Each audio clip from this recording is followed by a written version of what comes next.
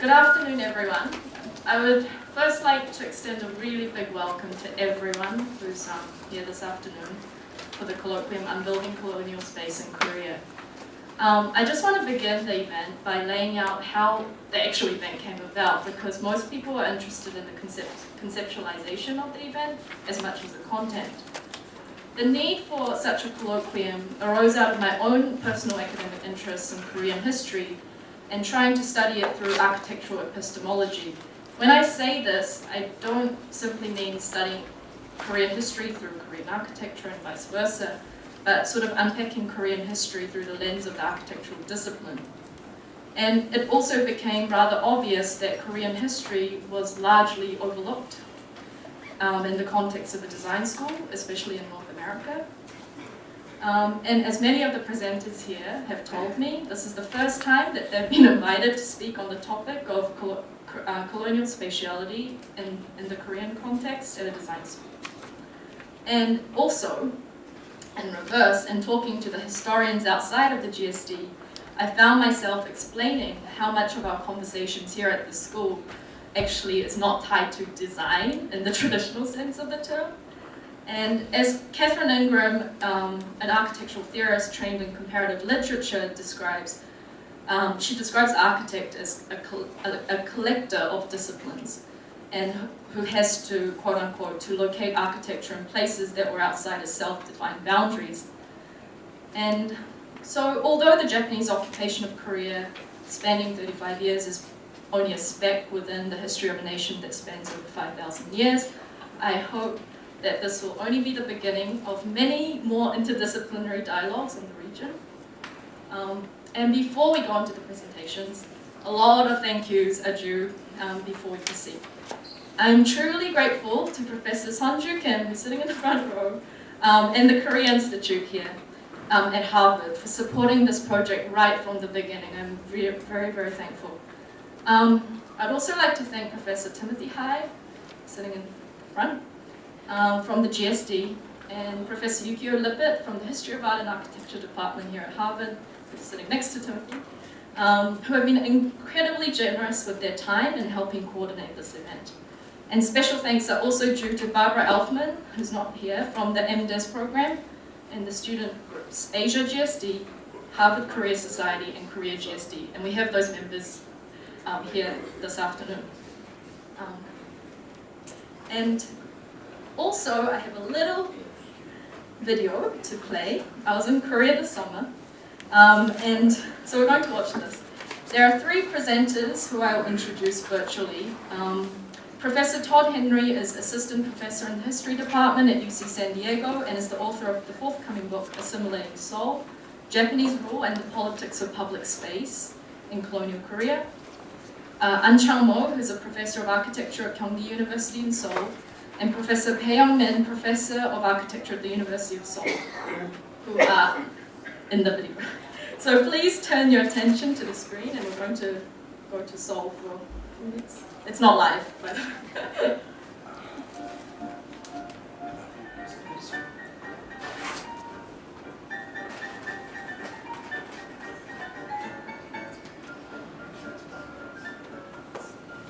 we have a president today who's the daughter of Park Jong-hee, so I think it's almost impossible not to talk about post-colonial and colonial legacies.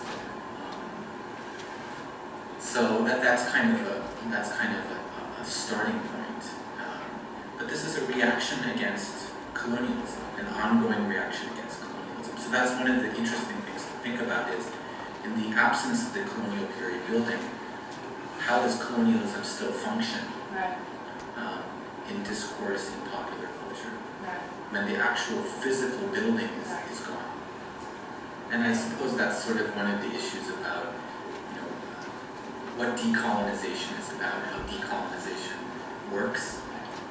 What is decolonization? Is it a physical thing? Is it on the level of consciousness?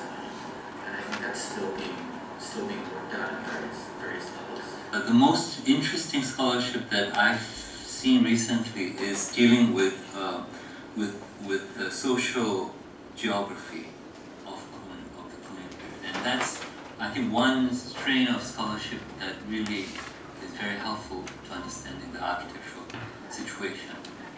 And so those kind of studies are very specific, they are historically based, and so you can sort of start understanding the spatial network of colonialism. And then in that case, I think you can sort of begin talking about a post-colonial spatial practice and start evolving a notion of what criticality can mean in that kind of situation. It doesn't, that research really doesn't directly relate to architecture at the present moment, but I think when you start understanding the kind of spatial systems, then you can understand the building typologies that emerge and how that sort of entered into the local practices. So that may not be what I just talked about as architecture, but it does influence building practices, sort of housing, ways of living, and so that kind of work has been very productive. And so the notion of Koncho was a Japanese translation of architecture, and so there's these series of concepts that came into the Korean language and came into Korean society through Japan. And so these words, these concepts are what we usually call Japanese, Chinese, the Japanese creations of modern concepts. So, for example, philosophy is another example. 철학, what we call 철학, is also about 100 years old. 미술, art, is also a Japanese creation. And so that probably is a very fundamental post-colonial tradition. So generally we understand that the first architectural schools, the first modern architectural institutions were established by the Japanese. And so you could say that modern architecture began with the Japanese colonial period. But history tells us, and this is a very sort of sparse history about the colonial period, is that the Japanese did not really train Koreans to be architects. So the schools that they established were basically 3-year programs. In today's terms, it would be a 2-year technical school program. And so the graduates of these schools went on to become low-level bureaucrats, and so they never really practiced as architects. And so there were a couple of Koreans who actually sort of designed buildings, who had been trained as architects.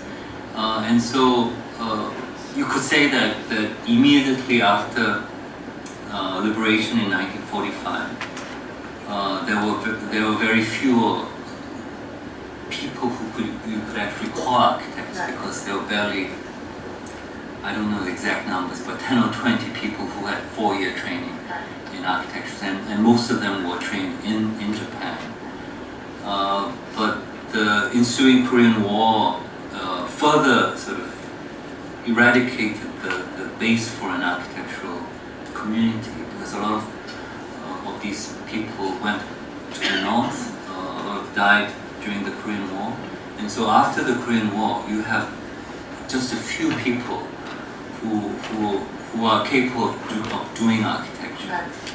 And the discursive tradition was very meager, and so you had a Japanese magazine that ran for 2 decades or so, and that of course was discontinued. And so you could barely say that architecture existed, architecture in the way that the Western tradition defines it. But of course there's an architectural tradition. So there's this fundamental gap between what we understand as architecture and the reality of the way building and architecture existed in the post-war period. And so one of the tragic, I think, historical conditions of modern Korean architecture is that in the late 1960s, Korea had to re-establish a institutional system, a licensing system for architects, because now we're going through this big development program by Park Chung-hee, Right. and so he needs sort of official architects Yeah. to stamp all these humongous projects Right. that are going on. Right. And so the notion of an architect as a designer of buildings, as a maker of spaces, who gives meaning and influence in social institutions is I think is a still evolving idea. And so the very instability of what architecture is comes back to that colonial conditions and the way that was sort of used for development during the 1960s and 70s is, I think, what conditions the very notion of what architecture is in Korea.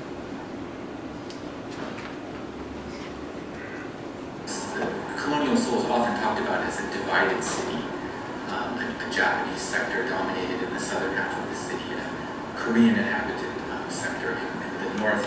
And certainly that kind of distinction is true on some level, but I also found that distinction is a kind of ideological construct that was used particularly by cultural nationalists in order to claim certain kinds of resources from the colonial state. So in the southern part of the city, you had a modern infrastructure, you had a health policy that was geared towards expatriate Japanese settlers at the expense of Koreans.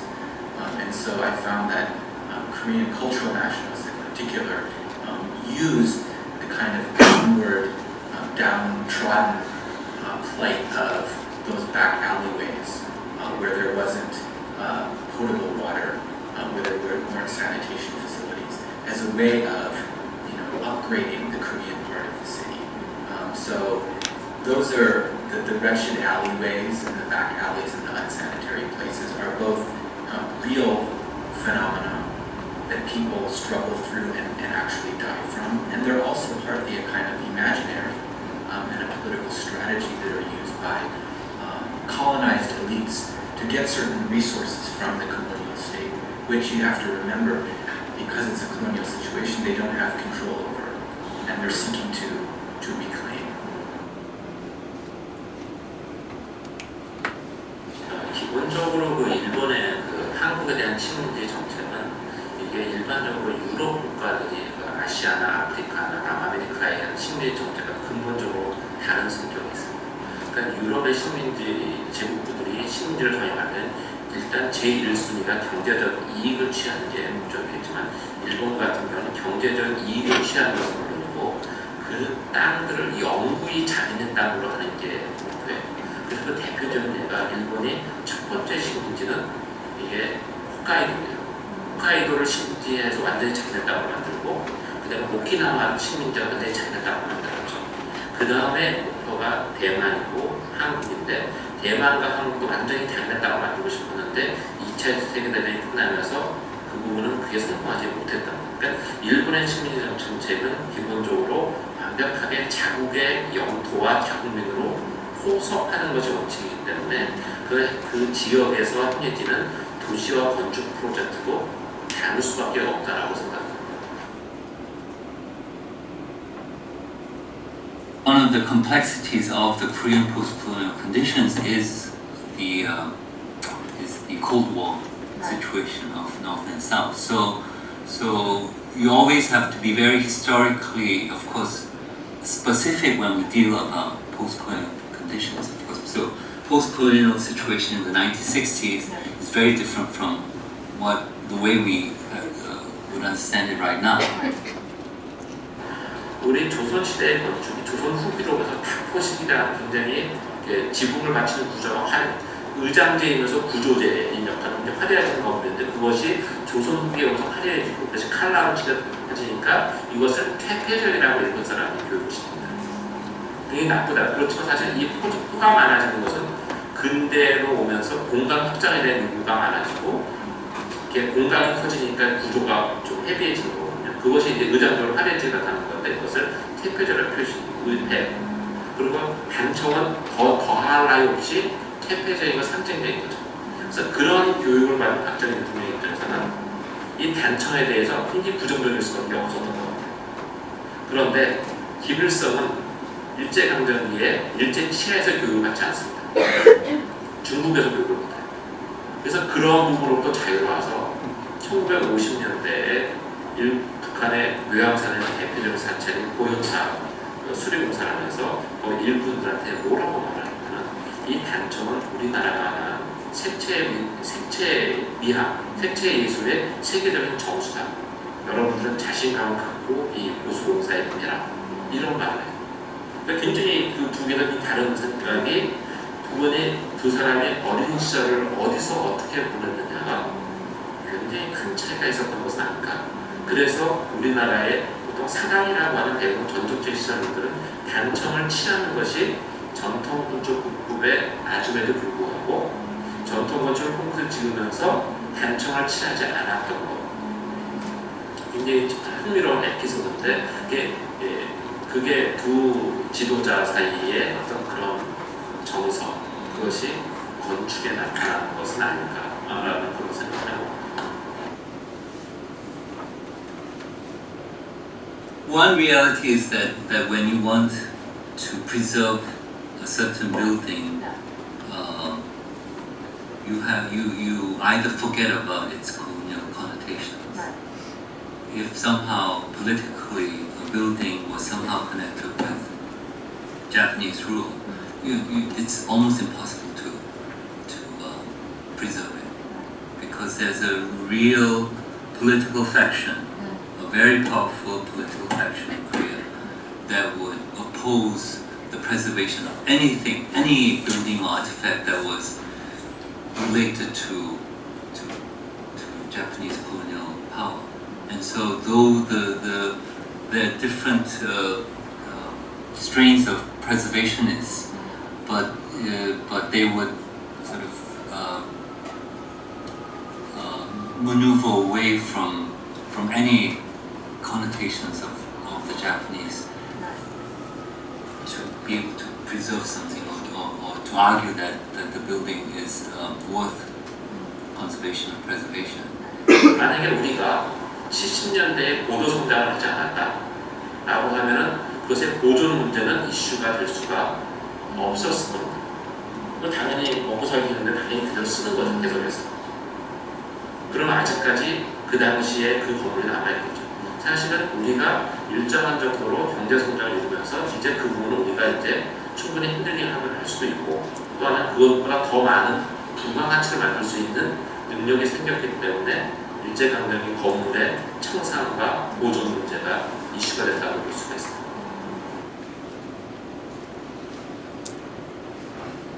The first thing is to be very careful that what you normally think about architecture in the Western condition doesn't apply here.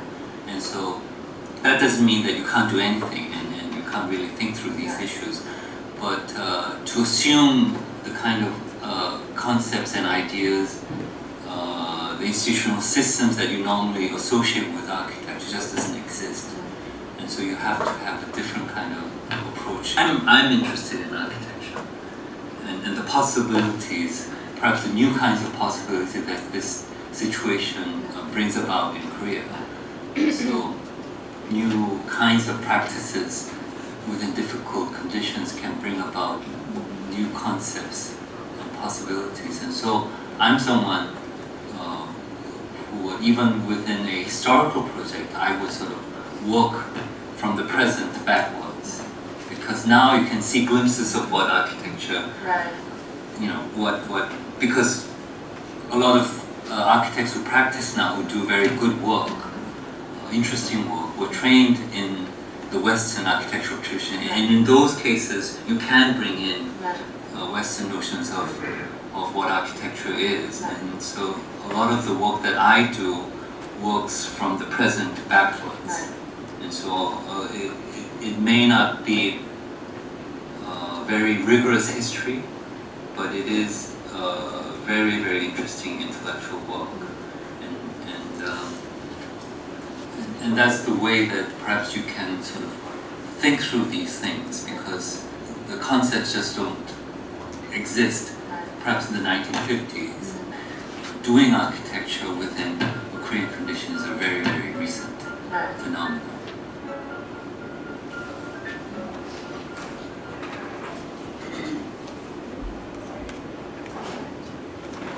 So that's the video.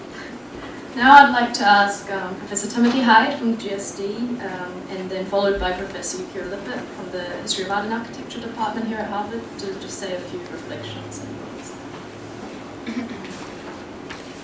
I think ask the students standing to come and sit in here. So, You guys would like to move to the front, there are plenty of chairs. yeah, you have to see the Both picture. sides, and you won't disturb us. No. Well, thank you all for coming. Good afternoon.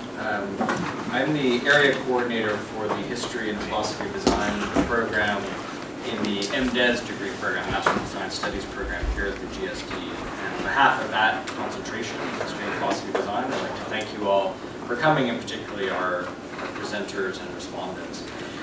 The first and most urgent thing I have to do, though, is to thank Melanie Park for bringing us all here for this format and for the discussion that's about to ensue. And in thanking her for doing that, I want to make absolutely clear that Melanie is not simply the organizer of the event, but is unquestionably the intellectual author of the event in every respect. So having identified the question, as she laid out for you a moment ago, having found the research that she felt would contribute to the discussion she saw a need for, and then having brought the presenters and the respondents together for the conversation, all credit for that project goes to her. All blame as well if it goes horribly wrong. The History and Philosophy of Design program is very happy to host this event, not simply physically in the Graduate School of Design here, but to host it in a disciplinary sense. The Masters of Design Studies program at the GSD is not affiliated with any of the professional departments. It's not part of architecture, landscape architecture, or the urban planning and design degree programs. It's a postgraduate degree that is broad in its outlook, broad in its topics, and I think is therefore able to host the kind of discussion that Melanie wanted to bring into the school, in the sense that we're able to think about this topic from a variety of different perspectives, none of them oriented in advance towards a professional view of architecture as a set of buildings, of cities as a complex of urban designs, and so forth. And so the approach here, as I understand it, is to stage an investigation not through the matter of building in the colonial period, at least certainly not beginning from the matter of building in the colonial period, but rather looking at it as a matter of space and spatiality. And it's this framework that actually enables us to have a very diverse set of discussants for the project and for the questions. In talking about space, I think Melanie obviously has titled this Colonial Space, and that will be the large rubric under which we might be speaking, but I think you'll find that in the range of papers and in the perspectives that are being brought from different disciplines, what we're talking about are a variety of kinds of space and perspective on space. So there is diplomatic space here, there is economic space of free trade zones, there's the space of media, meaning the space of photographs, the space of the technology of photographs themselves. There's literary space in the sense of a space of subjectivity that is described in literary forms, and several others. So it's spatiality that is a large framework for us, and it's spatiality that allows us within the program, the Masters of Design Studies program, I think to host a discussion that will bring together people who are not specialists in architecture or are not approaching this topic from the perspective of architectural history, but are nevertheless going to, I fully expect, fundamentally contribute to a discussion that will have ramifications for architectural history, both in the work of students within the school, but over time more broadly as well. And with those brief remarks, I'd just like to ask my colleague from the Department of History and Architecture, Arts and Architecture, Professor Yukio Lippert, to come to the podium.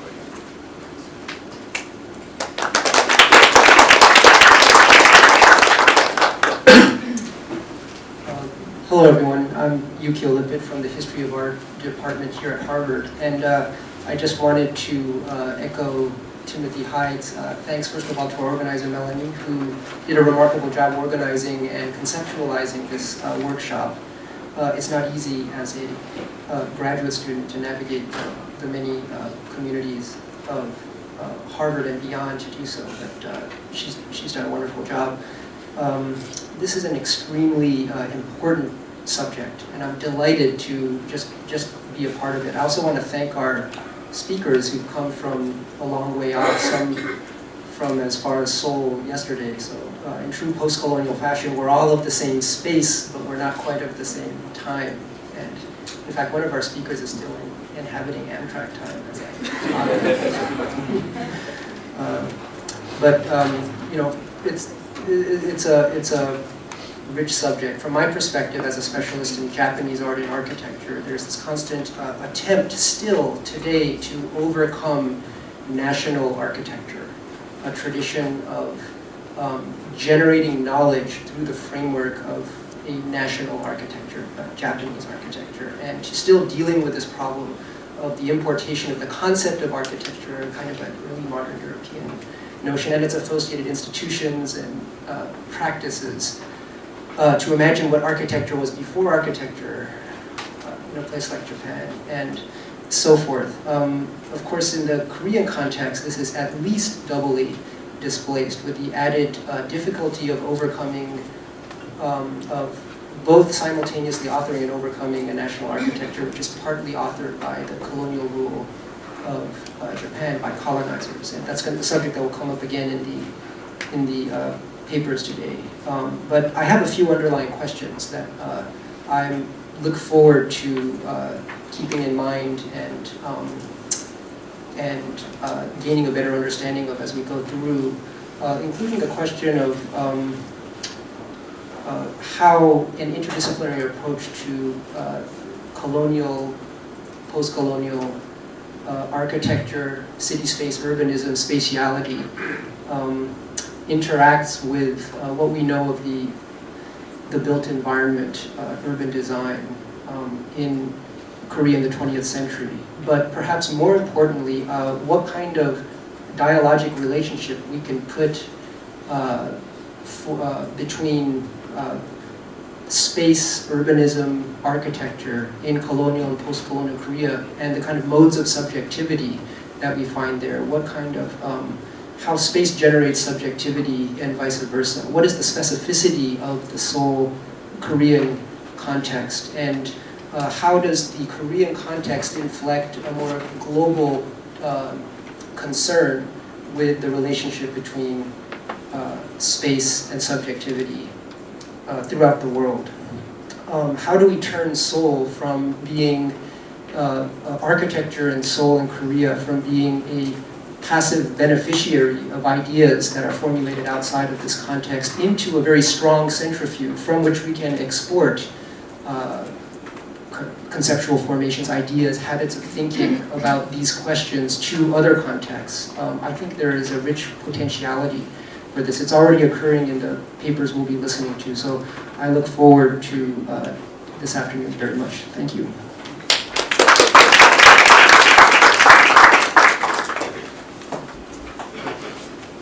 Okay, so I would like to introduce our first speaker this afternoon. Professor Hyung-il Pei received her PhD from Harvard in 1989. She is professor at the Department of East Asian Languages and Cultural Studies at UC Santa Barbara. She is the author of Constructing Korean Origins, a critical review of archaeology, historiography, and racial myth in Korean state formation theories. Her book, entitled Heritage Management in Korea and Japan, The Politics of Antiquity and Identity, is due to be published by the University of Washington Press Korea series in December this year. Her future projects include visual culture, tourism studies, the heritage industry, and the Korean wave in the Republic of Korea and Japan from a comparative perspective. So I'll ask Prof. Pei.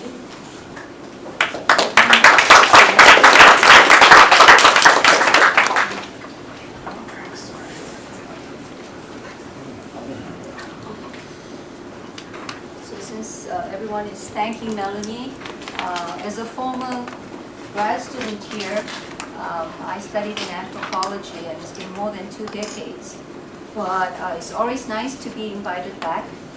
And today I went to the coop and bought chopsticks.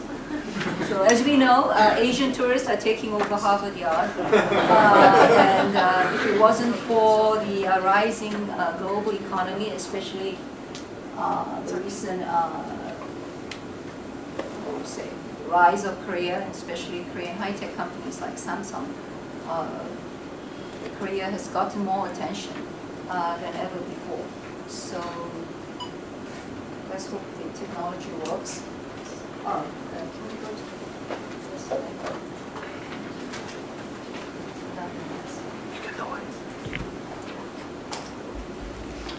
Can we turn off the lights, please? Thank you. Because my paper is way too long, I'm just going to give a brief introduction to my paper, and then we will mostly just talk about the images. So, the visages of decaying ruins and colorful native types have captured the imagination of explorers, artists, scholars, photographers, and tourists for more than 2 centuries. The study introduces the earliest photographic images of Korea's monuments captured by diplomats, globetrotters, commercial photographers, which were widely circulated in travelogues, colonial government reports, photo albums, postcards, and travel guides for more than a century. Regardless of the print medium, the aesthetic and cultural biases resulted in the promotion of the most picturesque monuments, including Buddhist art, palaces, tombs, and temples targeting the tourist gaze. And so, how many have been to Seoul? Okay, so this is a classic example of the tourist imaginary. This is a cover of the Josen Sodokufu Tetsudo Kyoku, the colonial branch of the Japan Imperial Government Railways, around 1927. And this is a classic railway art. And everyone knows the railway, or everyone knows the railway doesn't pass Gyeonghae if you've been there. And so you're looking out from the railway window, and this is the first class train of the express going from Busan to Seoul and then going up to Pyongyang and Sinŭiju. And this is the what they call the summer palace or Gyeonghae-ru that we'll see later on. And 3 beauties are sitting in velvet chairs. So this is the kind of tourist imaginary we'll be talking about the rest of the talk. So the table of contents, we'll go briefly over the introduction of how power relations have determined visualizing the other and representations of the other. And I've taken the first generation of photographs and postcards and government reports, official albums as my database. And again, we talked about interdisciplinary approach, and we'll talk about 3 major themes and approaches. First, I'll contextualize the photographs in the imperial tourist gaze. By the 1840s and 1860s, global tourism was starting to become a big business with the empire, transportation, the opening of the Suez Canal and the Panama Canal. And Japan was unique because it was the only non-European power that developed complex and comprehensive transportation, communication, and tourist infrastructure, not only in Japan, but also throughout the empire. How many have been in Japan and used their railways? Right. So next, we'll talk about the staging, authenticity, and framing the ethnic tableaus that was influenced by the globetrotters and the curio collectors and the colonialists. And third, because I'm an anthropologist, I'll try to frame the background of these photos in the, the paradigms of romanticism, colonial racism, and the ideas of civilization and progress that was predominant in Victorian era times. And finally, hopefully we'll have time to do the post-colonial legacy of this kind of heritage management, preservation agenda, and what are tourist destinations and our itinerary, which was determined more than a century ago. And the background is a postcard, the back of a postcard of Hinode Shoko, which was Seoul's largest postcard maker in the 20s and 30s. and it was run by a Japanese photo studio in the beginning, and then it became a souvenir store. So the romance. So I cannot. I like to walk around, but okay. So how does that just? So the physical remains of bygone civilizations, as well as their reproductions in the forms of sketches, lithographs, prints, and postcards, have captured the imagination of writers, scholars, explorers, filmmakers, of course, architects, and untold number of tourists for 2 centuries. The development of print culture, of course, was revolutionized by the invention of the camera and printing machines that enabled the pioneers of 2 closely related academic disciplines, archaeology and art history. Since then, because of the camera's ability to render precise and minute architectural details, it was embraced for its panoramic quality, position, ancient relics, and individual buildings, and not only that, archaeological sites in their original geographic, topographic settings. So art and architectural photography, preferably from the places in the Middle East and Greece and Italy, and up to Northern Africa and the colonies like India, was studied as text in stone in order to decipher the relationship between architecture, ornament, and cultural values. And the curator of this exhibit I went to visit called this a visual mapping. The physical documentation of ruins, either by antiquarians, architects, travelers, or photographs, as either sketches on paper or printed photograph, is ultimately an act of arresting time in order to preserve an image of a glorious past, reveal the origins of the present, and thereby confer a sense of immortality, belonging, and nostalgia to the beholder. So, how many have been to Stonehenge? No? Yeah. I bought this postcard a few years in Stonehenge, and this is an antiquarian sketch from the 17th century, which is recycled and sold in the heritage shop, which is now a World Heritage Site. And so this is how these images of ruins gets propagated throughout the centuries. Victorian era explorers, surveyors, and photographers operated under the assumption that the more authentic and antiquated remains of man's past were to be found in the newly discovered lands where backward peoples, incapable of progress, oh dear, okay, continued to live a primitive prehistoric existence well into the 20th century.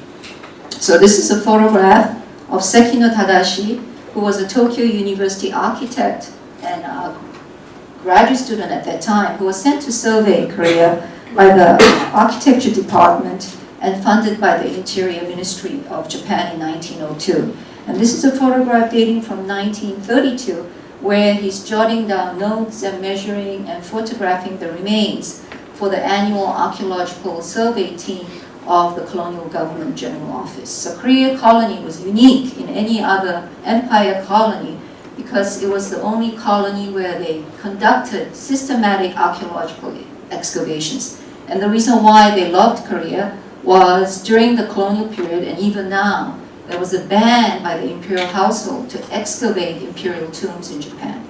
So Korea became the prehistoric laboratory to periodize similar monuments and gofun or imperial mounds in Japan. And this is a photograph dating to 1911 taken by Todd, who was the first Tokyo University trained anthropologist to be sent all over the empire. And he has also great photographs of the Ainu and Siberia, as well as southern China and Taiwan. And you can see these kinds of anthropological racial categories and the way they place their subjects, and the main goal was classification. So they became civilization, time, and ethnic markers to trap these people in the stages of civilization. And one thing to note here, compared to the other colonies, the Japanese scholars never said we were barbaric, they said we were semi-barbaric. So possible of assimilation and education. The same photographs were also staged in dioramas at world fairs, reprinted in metropolitan dailies and magazines like National Geographic. And so such variants of romanticism, colonial racism, and imagined imperialist nostalgia also inspired commercial photographers to track further east to the newly opened ports in search of the mysterious Orient. And so this is a photograph of Thomas Cook. The company now is mostly a currency exchange company, but it started off as a tour company, and by the 1860s, he had a tour package around the world, and at that time it cost, I think, 2,000 guineas, which was a lot of money. And at that time, there was also a popular novel called Around the World in 80 Days, which was made into a Hollywood film. And these are kind of the ethnic tableaus I'm talking about, pre-modern forms of transportation, sedan chair, that's obviously India, an elephant, and this is probably Japan. And the junk is Hong Kong. So these kinds of iconic images, which we are still familiar to today. By the way, if you go to places in Asia, and I think even Honolulu, you can still ride a rickshaw. And here is a postcard celebrating the 1915 Colonial Exposition. And here is a dancing kiseng, or the Korean equivalent of a geisha.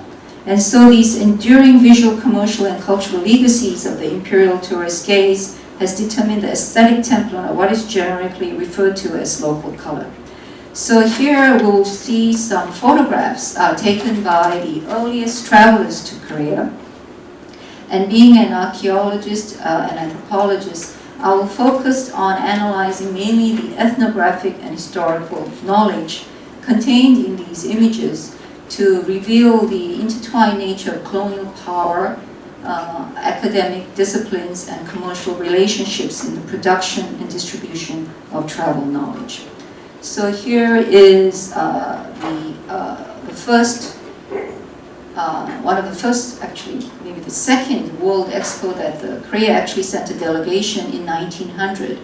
And this is an illustration done in a Parisian journal, which was entirely dreamed up by the design and architect team, who were mostly French. And this is what the real palace looks like, taken in a photograph by, again, Sekino Tadashi. And so you can see these native types are wandering around in front of actually the royal audience hall. And this, again, was reprinted to commemorate the 100th anniversary of Korea and France diplomatic relations. And I bought this catalog actually in Paris. So the three globetrotters, their visions we'll look at is Percival Lowell, who probably doesn't need any introduction in Boston. He was the scion of a Boston Brahmin family. And a little known fact was in 1883, he was a guest of King Gojong, the last monarch of Korea who had any influence, and he was grateful to him. And what he did was he was the translator and foreign secretary who accompanied the first embassy to America in 1882, after the first official relations between America and Korea treaty was signed. And here he is accompanying them in 1882. The second person we'll talk about is Isabella Bird Bishop, who was already famous for her books on Japan. And she traveled around Korea between 1894 and 95 during the Sino-Japanese War. And this photograph is interesting because she was a woman and she was very brave and lugged all this heavy equipment on donkeys. And she has something really disparaging to say about Korean donkeys, which we don't have time. But next we'll talk about George Rose, who was a stereo view photographer from Melbourne. So these are typical archaeological, conventions of framing ruins. And this is Percival Lowell's photograph from 1883. And his camera lens is again focused on the architectural details of the broken marble pagoda.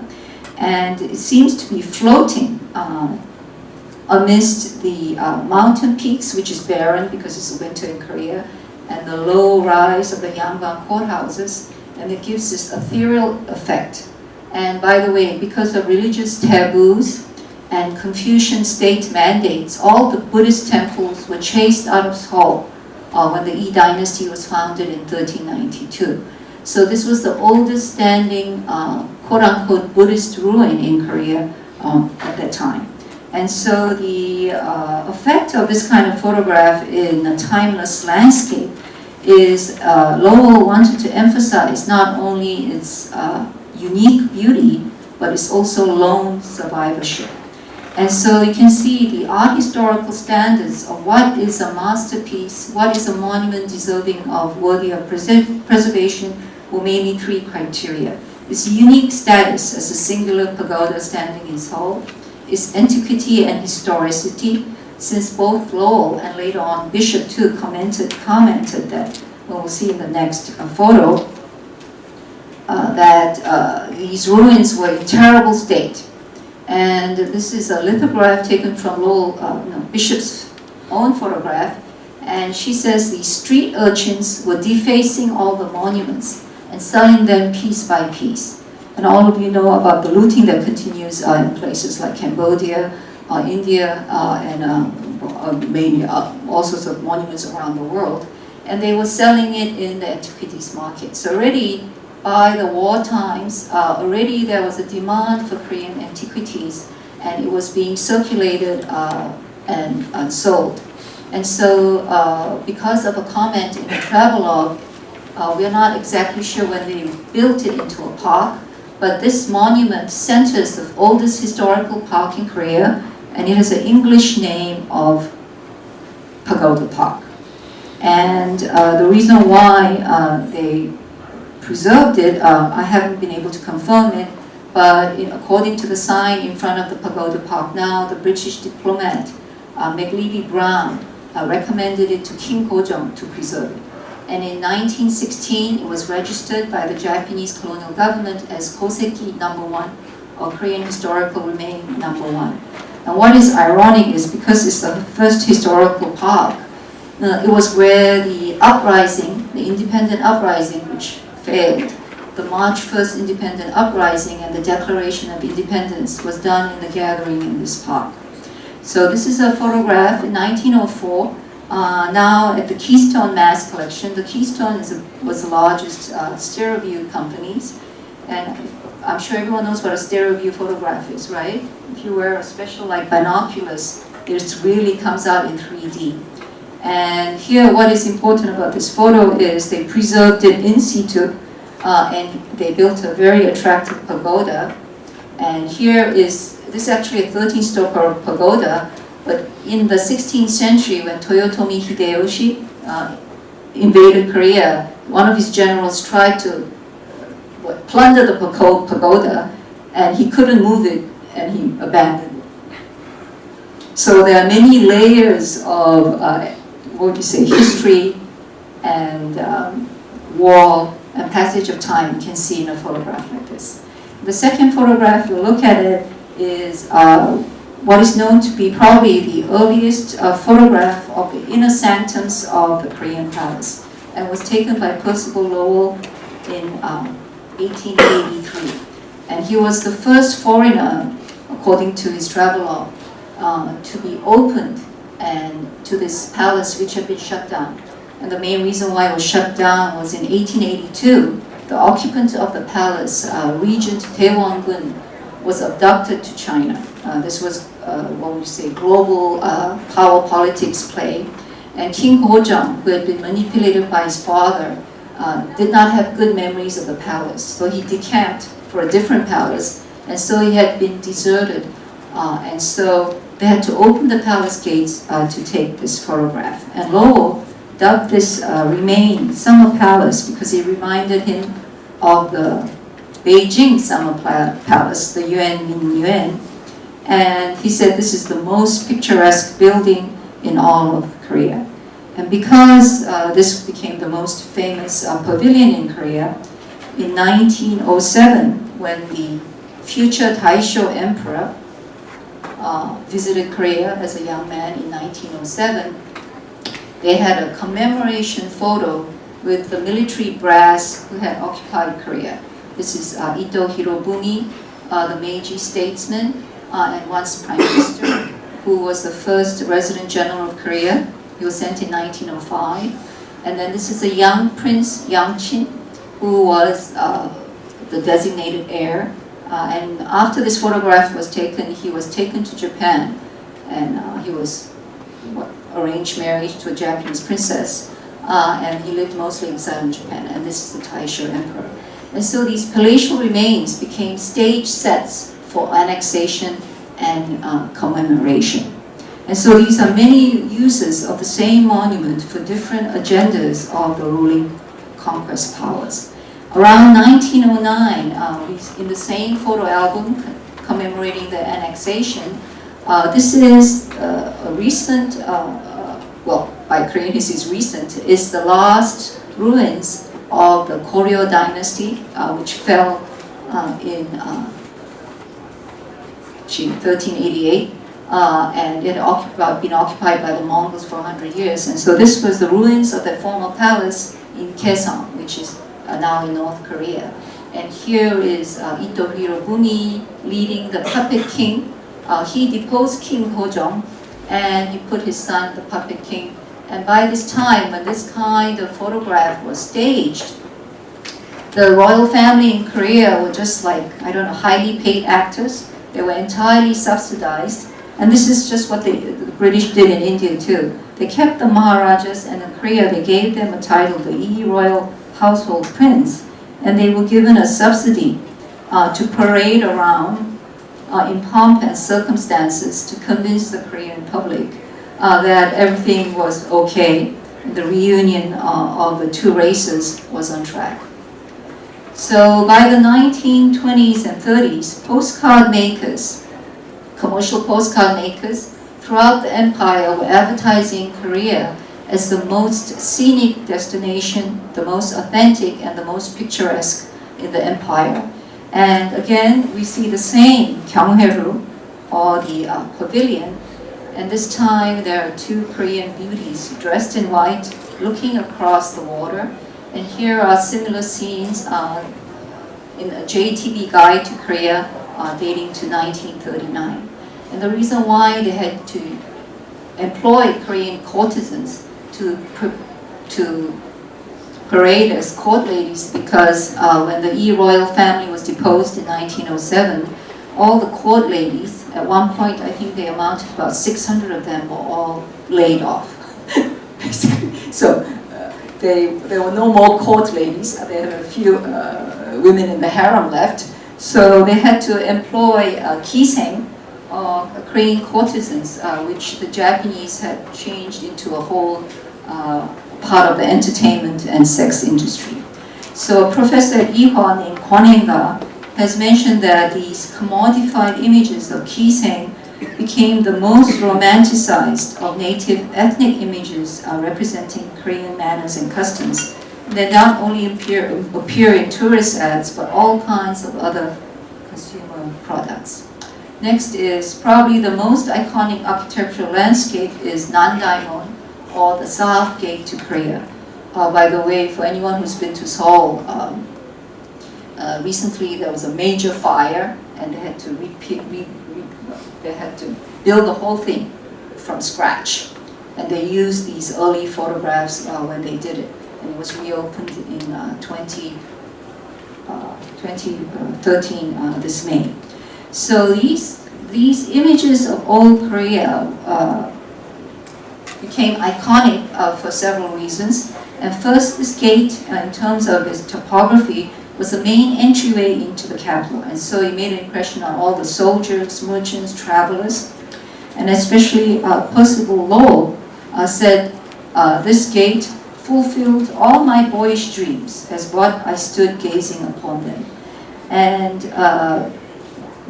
the imagination of the time, he said, when I was a lad, my thoughts sped away from the pages of the Arabian Nights to the dreamy Orient. In front of me rose the South Gate. And so you can see these kinds of images and gates made a huge impact on people like Lowell, who grew up with familiar romantic tales of Arabian Nights and the Oriental city. And the second reason why this gate became an iconic remain of Korea is Sekino Dadashi, again the same Tokyo University graduate, said, we have to preserve its gate because it's the most magnificent wooden architecture in Korea, not to mention it's 600 years old. And so when they chopped off all the walls of Seoul in 1907, this gate was re-landscaped as a tourist destination. And you can see the contrast between the old and the new.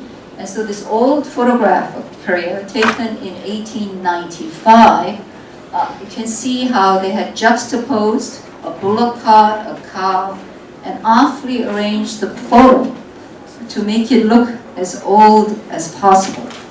And so this old view of Southgate before the arrival of the Japanese contrasts with this new modern image of Southgate. They built a tram line going past American cars, a Koban, a Japanese police station, and then the lights of the city. And these before and after views is a classic postcard narrative with new modes of mechanized transportation, clean-made pavements to show that Korea was now being modernized with from an old and decaying city into a classic showcase of Japan's modernity. So therefore, architects, colonial developers, and retail merchants and commercial print media were responsible for transforming the gate into an iconic tourist landmark. So we're going to go to the conclusion now. So even from our small sampling, because we didn't have time, we only saw images of Seoul, it is clear that these photographic conventions for framing ruins played a critical role in the creation and dissemination of highly exoticized and romanticized images of the ancient land dotted with pagodas and quaint natives. So we'll just conclude with three of the most enduring legacies. First is because of these annual excavations and archaeological surveys, in 1909, Sekino Dadashi came upon the ruins of Sakura, which is a man-made grotto dating to the 8th century. And by this time, he said, this is the greatest archaeological discovery in Asia. But after that, Sekino Dadashi and his team went all the way to Dunhuang and Longmun and Central Asia. But at this time, it was the first discovery they made. And so the architectural and the art historians' interpretation was that Three Kingdom art was responsible for being the source of the art and architecture of Nara. And so they rebuilt and spent a phenomenal amount of money rebuilding this cave into a tourist destination. And what was collected and classified, periodized from the archaeological excavations were exhibited in the Colonial Government Museum, which opened in 1915, timed to the 1915 exposition. And by the way, these colonial exhibition spaces were all bulldozed about 15 years ago, more than 15 years ago, about 20 years ago, when they did a 10-year excavation and rebuilding of Gyeongbokgung recently. And you can see inside the museum, they had put in Three Kingdom Buddhist art, and the radiating rooms in classic, Renaissance architecture of all museums around the world look the same. And so these collections and preservation agenda of Korea was a showcase for not only the origins of Japanese civilization, but the origins of colonial exposition spaces, because it's the earliest museum in the empire. So what was their preservation agenda? The rhetoric was shared patrimony and imperial heritage. So touring Korea became part of the publicity campaign to show off that the imperial races were connected in mythical times. And in Korea we call it Ilsan Dongjeong, or Nisen Doseron. And here is a cousin of the Showa emperor and his wife. visiting Sakuram in 1922, and here is the last Prince of Korea, Prince Eun, who was forced to marry. Well, in reality, they seem to have been in love, and there are lots of memoirs about her, Masako or Lee Bang-ja, and once in a while they were trotted back to Korea, and in 1929 they came back to Korea for exposition, and they posed in front of Sakuram, and these were all distributed in newsletters and colonial newspapers and government reports. And finally, I have to finish soon. Do I have a few minutes left? One more minute. So finally, how does a place and space becomes transformed with all of this conflicting messages and redevelopment as well as reconstruction is the theme of these last two slides. And you can see here, already by the colonial period in 1932, masses of Japanese tourists, just like at Harvard Square, 200 of them did a Korea, Manchuria tour, and organized by the Nihon Ryokogai, which was part of a JTB Kuraku group that toured the empire. And here's a recent photo I took of students cross-dressing and photographing each other. I think this was before smartphones because, oh no, he is using a smartphone to Facebook. So this is Gunjeongjeon, the same capital, audience hall. So once a place or a seat of royal power, and once it was a sacred space, now becomes this dead archaeological zone, devoid of original meaning or function, and becomes a site of consumption and display. And finally, the last two photos is how do I link it to my next project is now we are restaging Korea for the new tourist. Now the new tourist, distinguished from the old tourist, were mainly Europeans, Americans, Australians, and Japanese, are now Korea. The tourist boom is now, traditionally because Japan had the most money and was closer, more than half the tourists in the post-war Korea were mostly Japanese tourists. Now they've been overtaken by Chinese tourists. It's probably the same everywhere around the world. And so we are repackaging it for the fans of Korean drama and film and K-pop. And so this is an old photo from 1932. Printed by the Mantetsu, or the South Manchurian Railroad, this was their logo, of these, imagine court ladies in kind of a manga version. It says Chosen no Hanashi, Tales of Chosen. And this is a hit drama called Gung. It wasn't a great drama, but Yoon-Hae is really cute. And this was a 2006 Korea Tourism Organization official poster. And I took it at this organization where they lend you these costumes so you can take a picture. And this is before smartphones. This is an LG flip phone, it's an old phone. And this is how corporations and the government and the entertainment industry still continues to market Korea today. And so in conclusion, these anachronistic images of Korea, of the hermit kingdom, in the popular imagination are still trapped in time and space. And the final image here is, this is a theme park that opened in 2007 for people who are too lazy to go see the real thing. The replicas are all in this Shilla Millennium Park. Next to it is a 5-star hotel. And they built this park. While they was building this park, the whole promotion campaign was they also shot this hit drama, which I loved. It was called Sondak Yeon. And it was about the last queen of the Shilla dynasty in the 8th century. And she's wearing a replica of the crown of the Shilla dynasty. Thank you very much.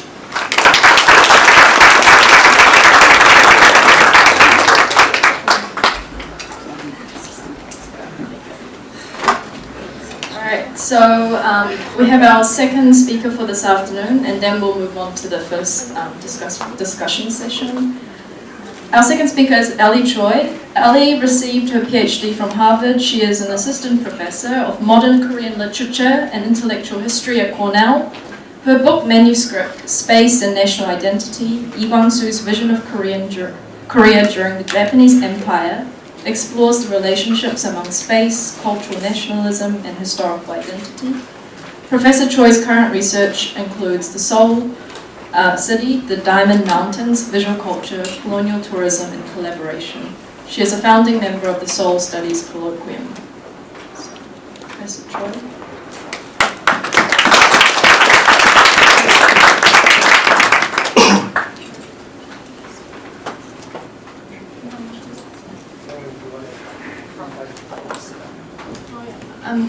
People at the back can come to the front, or if you want to not sit on the table. But yeah, even if you want to leave after this talk, you can sit here. So please come. They're ambivalent about staying. Speaking of temporalities, having been here for 10 years as a graduate student, I was always shocked by how hyper-modern the cultural unevenness seemed when I always entered to get my coffee at the Graduate School of Design, compared to the humble two-divinity place, our building. And I'm experiencing that right now in the mode of dress and how fashionable everybody is. I'm in shock. I want to thank Melanie and the various faculty members that have taken time out to engage with us in this workshop. It's really an honor to come back, and I hope that we can continue this work in other locations. And I'm also very happy to see familiar faces, colleagues that I've worked with a number of times on the issue of Seoul, and other people that I hope to engage with to explore Seoul and its specificity in a universal context. The other day, I was putting on my mom hat, watching my kids playing by the pool with my girlfriend, and she mentioned that she's from Hong Kong, she's an Anglophilic Hong Kong Chinese woman, and she mentioned that she's starting a class for Mandarin Chinese for her kids and hoping to make a business out of it. And she looked at me, suddenly, and she said, I tried so hard not to be Chinese, but I'm finding at age 40 that it's coming back to haunt me. And I looked at her and I said, she knows nothing about my work, and I said, that's exactly what my project is about. And so my project actually is a moment in a history of the non-West, quote-unquote non-West, where modernity was still very new. And my larger project spans through the socio-historical personality of Lee Kwang-soo, turn from the moment when modernity was new and the past was being disavowed, ostensibly, to a moment in the late 30s when there was a movement in the larger empire to overcome modernity and to aestheticize it and be nostalgic towards it. And so we're catching this personality in the beginning, during his student years. And I'm also, it's important to note, talking about a point when 민족구,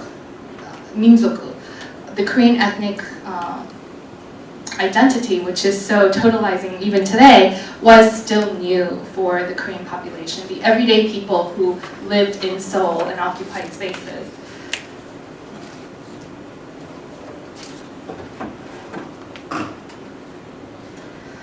From 1910 to 1945, colonial Korea, Chosun, followed in the hyper-accelerated path to modernity, which Imperial Japan had itself mimicked from a perceived originary West. Japan occupied a unique position, identifying itself as colonized by the West, thereby able to couch its colonizer status to Korea and to the rest of East Asia. In this layered context of empire, capitalist modernity was an unstemmable universalizing force, manifest as a colonial mechanism which maintained its exclusionary structure by marking difference through temporality and space. In the throes of rapid transformation, articulating identity was a difficult yet necessary multi-directional process of rejection and reclamation of the past, mimicry of modernity, and resistance to the state. Nowhere is this complicated struggle for colonial identity as palpably documented than in the prolific writings of Lee Kwang-soo, modern Korea's most cited intellectual, and yet his archetypal traitor, Chin Il-pao, our Japanese collaborator. Like many colonial intellectuals around the world at the turn of the 20th century, Yi was educated in the imperial metropole and returned to his homeland to promote cultural activities with intellectual ideas and tools learned from the colonizer. The controversy surrounding Lee Kwang-soo is not necessarily exceptional, but illustrates the difficult situation of the colonial elite whose, quote, location of culture was the imperial metropole. It can be argued that Lee's collaboration was not a betrayal so much as a succumbing to colonial desire. Namely, the lure of Tokyo modernity itself and the promise of full participation in modern society. As Kyung-il has shown, English language studies on imperialist travel abound and continue to be prolific. What is not commonly noted, however, is the educated colonial intellectual also surveyed the world, as well as his native place, with a rationalizing perspective sutured onto the imperial gaze. Similar to Japanese figures like Morioka and Nagai Kafu, who visited Europe and America, Koreans wrote travelogues from the first generation of students to go abroad. Back home, however, they traveled as nationalists, taking back what was lost. And despite the fact that a physical reclamation was impossible under the entrenched colonial order, the 1910s and 20s saw a rise in the publication in exploratory travelogues forging a national topography. Focusing for the most part on Lee Kwang-soo's historical writings and travelogues, my larger research asks how Lee, as cultural nationalist and popular writer, attempted to preempt erratic erasure for the Korean Minjok by negotiating the relationships among spatiality, individual and national identity, and temporality. The threat of erasure was exacerbated by the fact that from the Western perspective, Korean memories and spaces were subsumed under the sign of Japan equaling Orient. Lee's influential ideas on the primacy of an organic Minjok over other collective identities and his transculturation of the concept of the modern nation into the Korean context stemmed, first and foremost, from his central positionality co-figuring Korea and Japan, which mimicked Japan's co-figuration between East and West. In short, as an ethnic Korean, Lee claimed to be speaking as part of the Korean Minjok, but his elite Tokyo education, the very modernized background which gave him the license to speak, complicated his position and alienated him from the Korean people, or Choson-saram. This co-figurative positionality in between Japan, or West, and Korea was negotiated by Lee through what Naoki Sakai calls the regime of translation. Implicitly productive, this translation of identity was what came to be defined by the Korean nationalists as the modern Korean Minjok at this historically specific time. In colonial modern fiction, Lee's definition of the Minjok, conceived from a central position in the colonial intellectual sphere, for example, as the editor of the Dongailbo, and translated through the act of travel, reintroduced Old Choson as a modern ethnic nation within empire to the increasingly literate but largely invisible colonial readership. The Heartless, or Mujang, written in 1917, for example, was more than the first literary work introducing visuality and landscape to the Korean imagination. The Seoul, or Keijo, depicted, or Gyeongsang, in this seminal work was the dreamscape of a futuristic modern Korea, the location of a new national identity in all its subsuming power. The centralizing discourses of this modern national capital building and simultaneously empire building required forgetting of other memories and localities. Lee Kwang-soo's travel throughout the empire in this context were co-figurative processes translating a modern Minjok and were complicated by the very condition of alterity for an individual whose location of culture was not home, or goyang, or furusato. And other, referring back to Foucault, an other hidden layer existed under the Korea-Japan binary. For even though he represented, ironically, the Seoul intellectual elite, it's like being the editor-in-chief of the New Yorker, or the New York Times. Lee Kwang-soo's hometown, or Cheongju, was in northern Korea, near the gendered and forgotten city of Pyongyang in today's North Korea. There was, of course, a growing body of spatially driven colonial Korean Korean scholarship today, which focuses on tourism, state interventions, commemorations, road building, railways, and official infrastructure.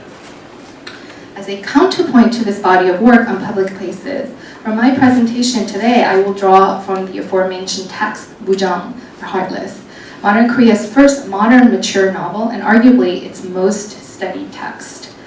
Collaborating with social and architectural historians, I have become more increasingly convinced that literature is often an ideal excavation site for everyday practices of the disenfranchised who lived hidden from official view, especially the colonized who did not wish to be visible in the official maps and government plans and the tourist brochures or postcards, or become co-opted into public assimilation projects.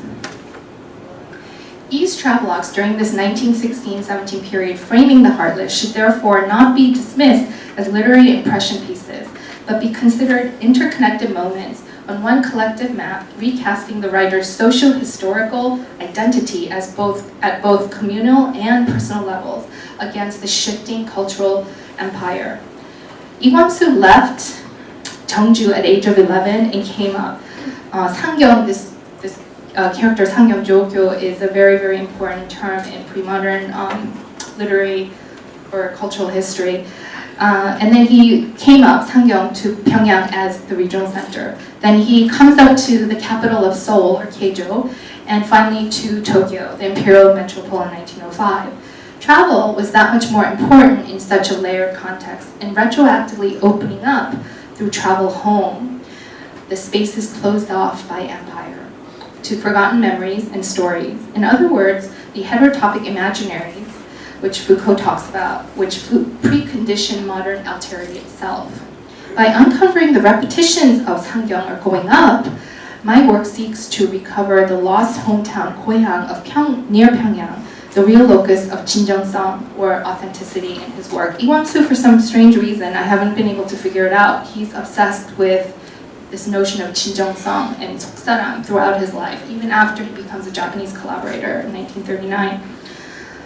Tokyo and Seoul in the 1910s was marked by vast differences in social and economic policies governing its youth. The reality was that while colonial Korea was experiencing the Dark Ages, or Anhuki, Japan was buoyed by recent Meiji triumphs and experiencing the so-called era of Taisho liberalism. The diversity and range of intellectual and political ideas taught in top Japanese universities contributed to a liberalism which belied the actual conservative statism undergirding its political praxis. This consistency was veiled in the metropole, but in the peripheries of empire, the political and cultural time lag between inner Neiji and outer Gaiji was spatially experienced. And for colonial nationalists, the very act of travel was a translation, a negotiative process of closing this temporal and developmental gap. Translation of Minjok for pioneers like Yi was a very rigorous projection of a visual field of a future city not yet realized in 1917. The Heartless thus captures a historically specific moment when the past, present, and future simultaneously dwelled in an individual's memory, which was ephemerally experienced through the act of travel. Although, as literary representation, it revealed a colonial modern world picture, a Minjok-esque picture, if you will, that was yet to be. Yi was a second-year university student in Tokyo when he wrote The Heartless and had never really lived in Seoul for a period of time. He had spent his childhood in northern Korea, where he was from, and had been abroad in Tokyo since his teenage years. He spent years at the Osan School, again in northern Korea, this time as a teacher, before returning to resume his education at Tokyo's Waseda University. In fact, except for short visits to Seoul during his school education, Yi was, during the Heartless's composition, just another modern transient in Seoul. Despite ironically having been one of two colonial intellectuals with Chen Nam-sun who ruled and dominated the 1910 Seoul literary scene. Accordingly, this study problematizes Lee Kwang-soo's positionality in the colonial capital through his semi-autobiographical protagonist Lee Hyung-sik during the 1910s as a co-figurative one between Seoul and Tokyo, and also, less obviously, Seoul and northern Pyongan province, his native Goyang or hometown. This position was configured in the colonial intellectual constantly translating modernity and collective national consciousness unidirectionally to an actual lived space, which of course was essentially incommensurate with the modern Minjok prefigured in international students' transformed episteme. The translative process is narrated as the development or Bingdung's roman of Hyung-sik, traversing the east-west axis of Colonial Seoul, traveling north to his hometown in northern Pyongan province and doubling the imperial metropole of Tokyo. So I think my presentation should have actually come after Semi's, because she actually explains the map as part of her. As an aside, I just want to explain that this is Gyeongbokgung and this is Jongno. It's the duality of Seoul. This is the old area, Pukchon North Village, and this is Namcheon South Village, Namtan or Honmachi. And for some reason, Lee Kwang-soo doesn't really talk about going to Honmachi, even though he is remembered as Korea's foremost modernizer at this time. All the accounts take place in this intimate heart of Old Seoul. So his place of work is right here. This is Pagoda Top actually, and his Kyodong Street, which is right next to that monument that Hyung-Yoon talked about, and that's his dormitory. And this is Pabangkol, a traditional pleasure ground for Kiseng, female entertainers and scholars. And he talks about Seoul Station and Namdaemun. And he also incidentally talks about Cheongyangri, the new city which was developed as a direct result of the Japanese building a train station there. So he doesn't really go to the southern area much, except for when he leaves Seoul to go to Pyongyang. Lee Kwang-soo's protagonist, Lee Kwang-soo's protagonist, Lee Kwang-sik, is also an outsider in Seoul. He rents a room in Kyodong, in Pagoda Park, and his school is in Pukchon, what I mentioned. And his only real connection to the city seems to be through his work, his students, and also his landlady who makes a rotten doenjang soup for him once in a while. And unlike the detailed, intimate illustrations of domestic spaces, for example, in Natsume Soseki's Sorekara or Kokoro, and Yam Sang-seok's, for example, Mansejeon or On the Eve of the Uprising. Yam Sang-seok was a native Seoul-born writer. Lee Kwang-soo's landscapes reveal that Hyung-sik is also an outsider in Seoul. Ironically, just as he had been in Tokyo as an international student. The Seoul City in the Heartless is a marvel, a literary simulation, a futuristic world picture which required an active but isolated interiority to maintain. I don't have the time to read this, but basically he's always talking about how if he were a Westerner, he would ride the car. And he's talking about very, very famous places that are not famous, intimate places that locals knew, like Cheolmulgyo, but he's riding a car. And he's heading off to Cheongyangri and going to, this future space. And then he describes the sound of the city in Jongno, that street that I showed to you, in such vivid detail. But then you look at the pictures of that area. This is a picture in 1920, after Wujang takes place. And you wonder, how could this have sounded like what he was imagining in his head through literature? As the modern stroller and an immobile passenger in electric streetcars, Hyung-sik crosses the length of Colonial Seoul to Pabangkol, bordering on Honmachi, just outside Dongdaemun to Cheongyangri. Despite Seoul's centrality in this colonial modern landscape, though, much of the Heartless not only unfolds in the city's Pukchon, around and north of Jongno, but also in northern Korea, around Chilseong-mun, the Seven-Star Gate, and the Taedong River. So this is a very old 18th century map of Korea, and this of Pyongyang, and these are places that I will show again in my presentation. This is Moranbong, this is Cheongnu Cliff, this is the Taedong River, and this is the very famous Chilseong-mun, which only is mentioned in literature for some reason and not in architectural histories. In Pyongyang, the Chilseong-mun area was the traditional marketplace for the residents of the pre-modern city. And the Taedong River is one of the most famous meisho, or famous sites in Korean literary history, a site where the brave Kiseng Gaeol-ryang once sacrificed herself for her country during the 16th century Hideyoshi invasions. Also, in the very famous Shinsoseol, which is a precursor to Mujang, Yinjik's Hyeol-uinu, or Blood of Tears, Omyeon's mother created emotional movements pacing back and forth in search of family on the familiar hills of Moranbong. just as later Hyung-sik and Young-chae walking in Cheongju and Pyongyang reveal warm memories of childhood and much more convincing interior landscapes. In writing The Nation, these invisible processes of local inhabitants are consistently abstracted by the structuring process of the visualization of Hyung-sik's time, what I will call national time, and what Deepesh Chakrabarty calls History 1. Many have remarked on the cold and awkward tone of the Heartless. The uncomfortable tenor of the book does not stem, however, from some formal or linguistic lack in the new fiction work, but from the work's function as a visual map of a transitioning city itself. What is lacking in my interpretation and uncomfortable is the subject, the Korean 민족 itself, and not only the formalistic techniques representing that world. The characters are becoming modern boys and new women, and likewise the cityscape itself is a projection of the 민족 world picture, the reason for the text's fundamental awkwardness. The forward-moving colonial city of Seoul is doubled by stimulating Tokyo modernity and haunted by the suppressed memories of a forgotten North, a gendered space in the chauvinistic trajectory of national time. Movement and the act of walking discursively imply colonial identity on a spatial grid of the transitioning city, as railway travel within the larger empire, in our case, to and returning from Pyongan province, creates the impetus for the protagonist's development into a fully rationalized new citizen, conversant in Tokyo modernism. Brilliant but also shy and indecisive, Hyung-sik is torn between two women, Sun-hyung, who is from a wealthy Christian family and has graduated from a Western school, and Young-chae, a figure from Hyung-sik's past in Pyongan province, was raised in the Confucian way, but due to family misfortune has become a kiseng or female entertainer.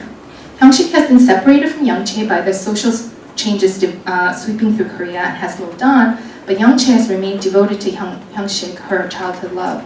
They are reunited in Seoul, and Young-chae is disheartened to learn that Hyung-sik is no longer waiting for her.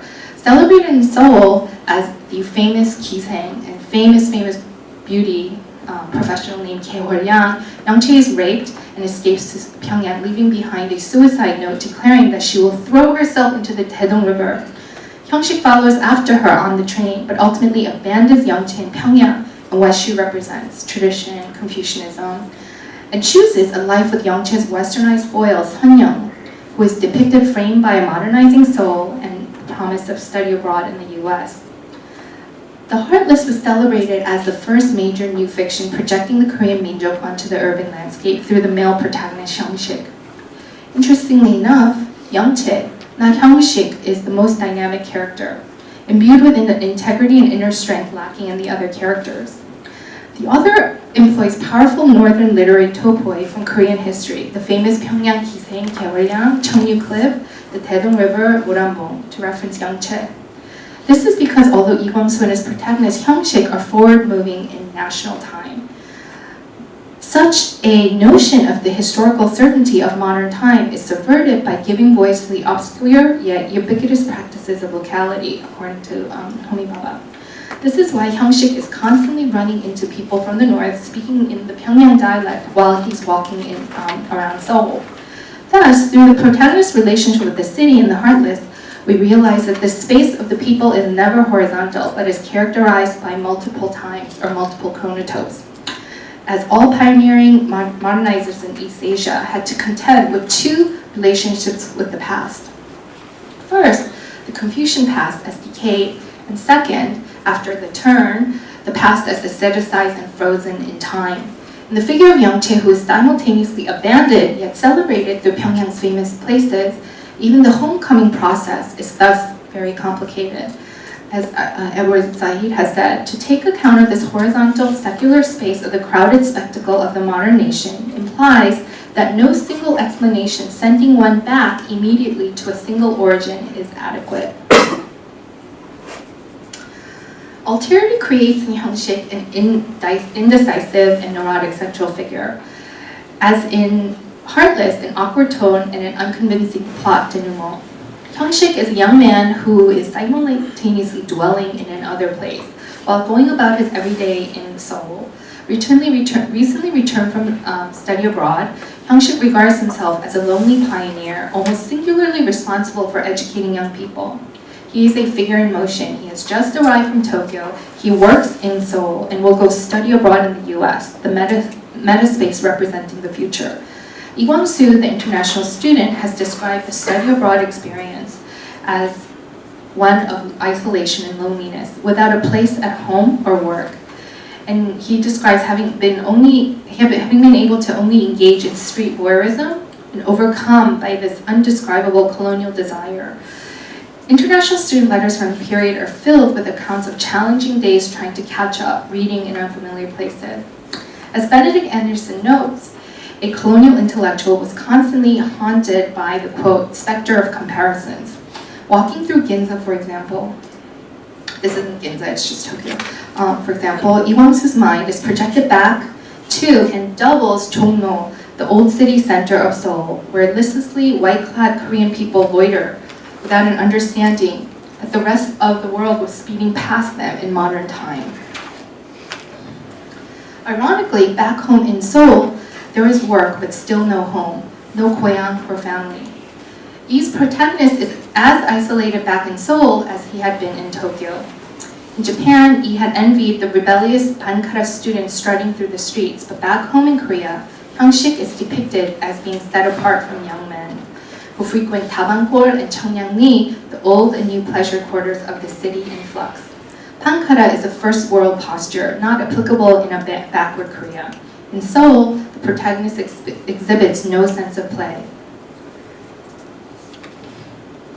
Even though Hyung-sik has just returned from the more modern Tokyo, he describes going to his future father-in-law's house, Elder Kim, who is Sang-young's father, and it's a scene that Lee Kwang-soo copied from Natsume Soseki's Sorekara.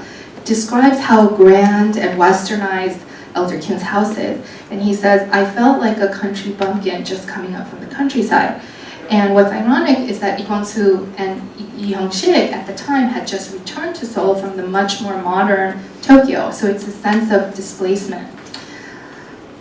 Hyung-sik is about to marry the girl of his dreams and of course go to yuhak or study abroad in the land of his dreams, aka the US, but he cannot seem to leave behind his past, a past which interrupts Hyung-sik's everyday life the moment he reunites with Young-chae. Quote, "As the two of them looked at each other, events from over 10 years ago flashed through their minds like a motion picture. Their reunion is a portal through which Hyung-sik's past ephemerally reveals itself and ruptures his soul time." Quote, "The memories flashed through Hyung-sik's mind like lightning, and he wiped his tears away and looked at Young-chae, who had put her head down on the desk and was weeping. As Hyung-sik finds Young-chae's suicide note, he rushes to the Southgate station and boards the Gyeongui Seoul-Uiju train to Pyongyang. And we have to remember that the Seoul-Uiju line had just only been completed in 1905. To us, hopping on a train is actually antiquated and more traditional than hopping on a jet plane. But at that time, this was new technology. And so he gets on a train and he nears Pyongyang, and he looks upon the landscape, which is now imbued with images of Young-chae and also Gae-hol-yang, the historical figure, both throwing themselves into the Taedong River.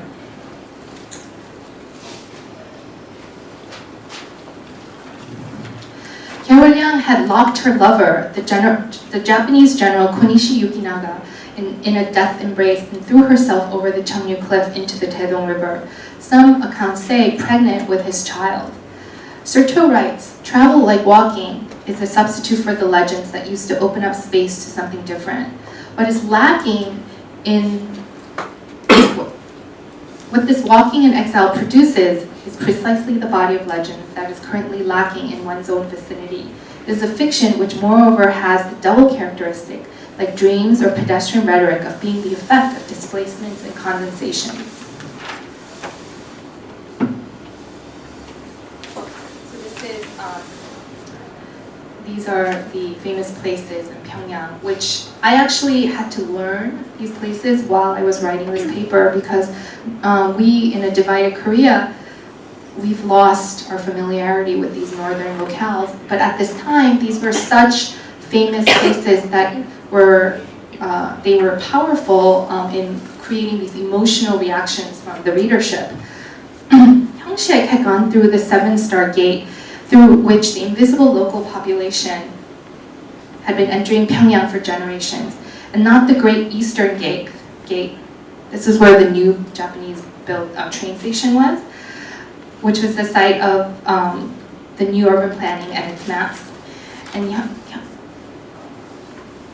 Hyung-sik said, when he comes up recalling his first time in Pyongyang, he said, Pyongyang sure is a big city, he had thought, looking down at the city streets from just inside Chiseongwon.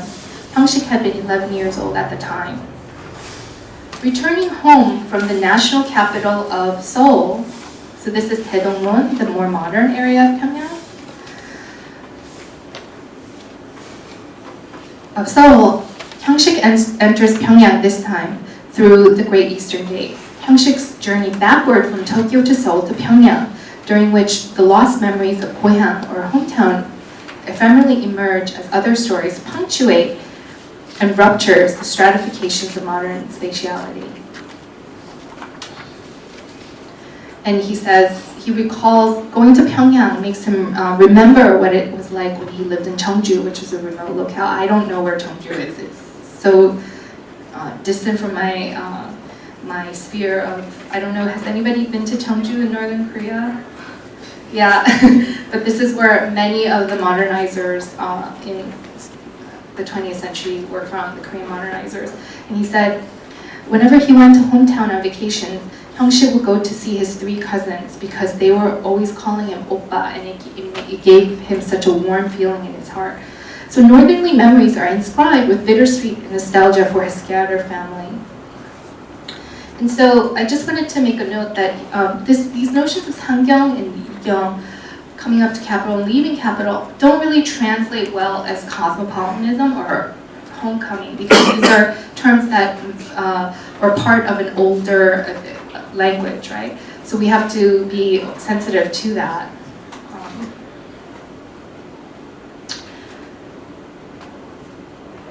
So there's another famous article, not another because my article has not been published. There is one article that's quite famous about Wujang in English, and it was written by Michael Shin.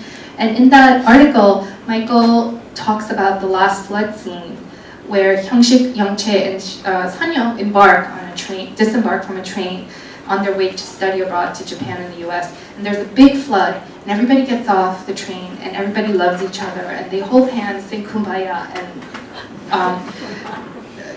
put together this impromptu concert to raise money for the poor people of Seoul who have been victimized by this flood. And it's a representation of the Minjok, finally, the end of this Bildungsroman. And of course, this structurally is the pedagogical apex of the translation of Minjok onto the population. But it also reads problematically as the most contrived and unconvincing moment in the book, testifying to the uncomfortable and projected state of national identity in 1917 on an untransformed landscape. For me, the lived performative moment also occurs on the train, but when Hyung-sik is depicted abandoning Youngchae, Pyongyang, and heading towards Seoul, the city of his future. Returning to the colonial capital where the task of nation building awaits him, Hyung-sik is characteristically torn, unable to relinquish his co-figurative position between past and future, hometown and the city, Korea and empire. Homibawa writes, in speaking about the metaphor of landscape as the, quote, inscape of national identity, and this has been explored as interiority or namyeon pungyong, he writes, there is, however, always the distracting presence of another temporality that disturbs the contemporaneity of the national present. And so, because this is such a big moment, I'm just going to read it. It's a very moving moment in an otherwise awkward and cold novel. Youngchae's face appeared the most often, and for the longest time. Have I been wrong, he wondered? Have I not been too heartless? Shouldn't I have spent more time looking for Youngchae? If Youngchae was dead, shouldn't I have at least looked for her body? Shouldn't I have stood by the Taedong River and wept hot tears into the waters? Youngchae took her life thinking of me. I shed no tears for Youngchae though. Ah, how cruel I am. I am not a human being. The train raced towards Namdaemun. Hyung-sik wanted to turn the train around and go back to Pyongyang. Hyung-sik arrived nevertheless at Namdaemun and got off the train, though his mind was drawn towards Pyongyang. Lee Kwang-soo says this is the discovery of Hyungsik's inner person or 속사람, but also marks the moment he is not a human being. In the same way, Lee Kwang-soo at the railway station entreated his friend, and from another famous letter, which is called From Tokyo to Seoul, not to think him heartless because he had to return to Korea to achieve their goals and reconstruct their land. Lee Kwang-soo's 1910s writings, the letters, the travelogues, the fiction, suggest that the very condition of global cosmopolitanism was created by similar painful movements away from the local hometowns to the heartless centers of capitalist development. Yangche represents tradition and slavish devotion to Confucian past, which all modernizers had to relinquish to move forward and develop. And Pyongyang was for the forward-looking and moving Keijo, the sister city it abandoned to run towards civilization and achieve modern nationhood, like Benjamin's Angel of History. Real emotion or authenticity persists, cocooned in layers of memories, which despite the violent erasure that is modernity and the Minjok itself, resurfaces ephemerally as warm recollections and inspiring cultural remembrances of brave heroines like Yangche, namesake Kewal-yang, the beloved 16th century Kiseng, who sacrificed herself in the Taedong River. To be modern required heartlessness, and like Hyungshik in the above scene, Benjamin's angel rushes toward the future. What we forget, however, is even in the midst of this breakneck trajectory, the angel is not facing forward, but is looking back at the things it has destroyed in its horrible path. It's a picture of Kewal-yang. I don't know if I have any more time. Okay. Thank you.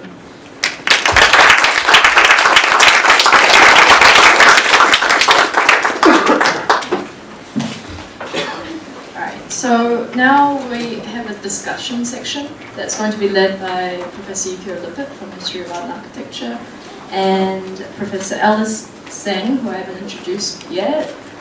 She's sitting over there. So Professor Seng from Boston University. She's Associate Chair of the Department of History of Art and Architecture and Associate Professor of Japanese Art and Architecture. Yeah, you can go. Yeah.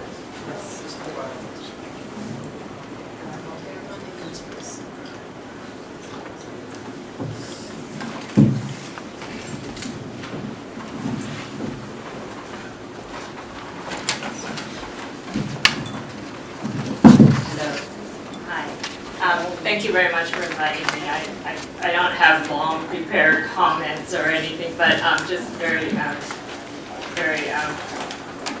moved by all the essays that were presented or have been presented. I read the draft for the other two as well.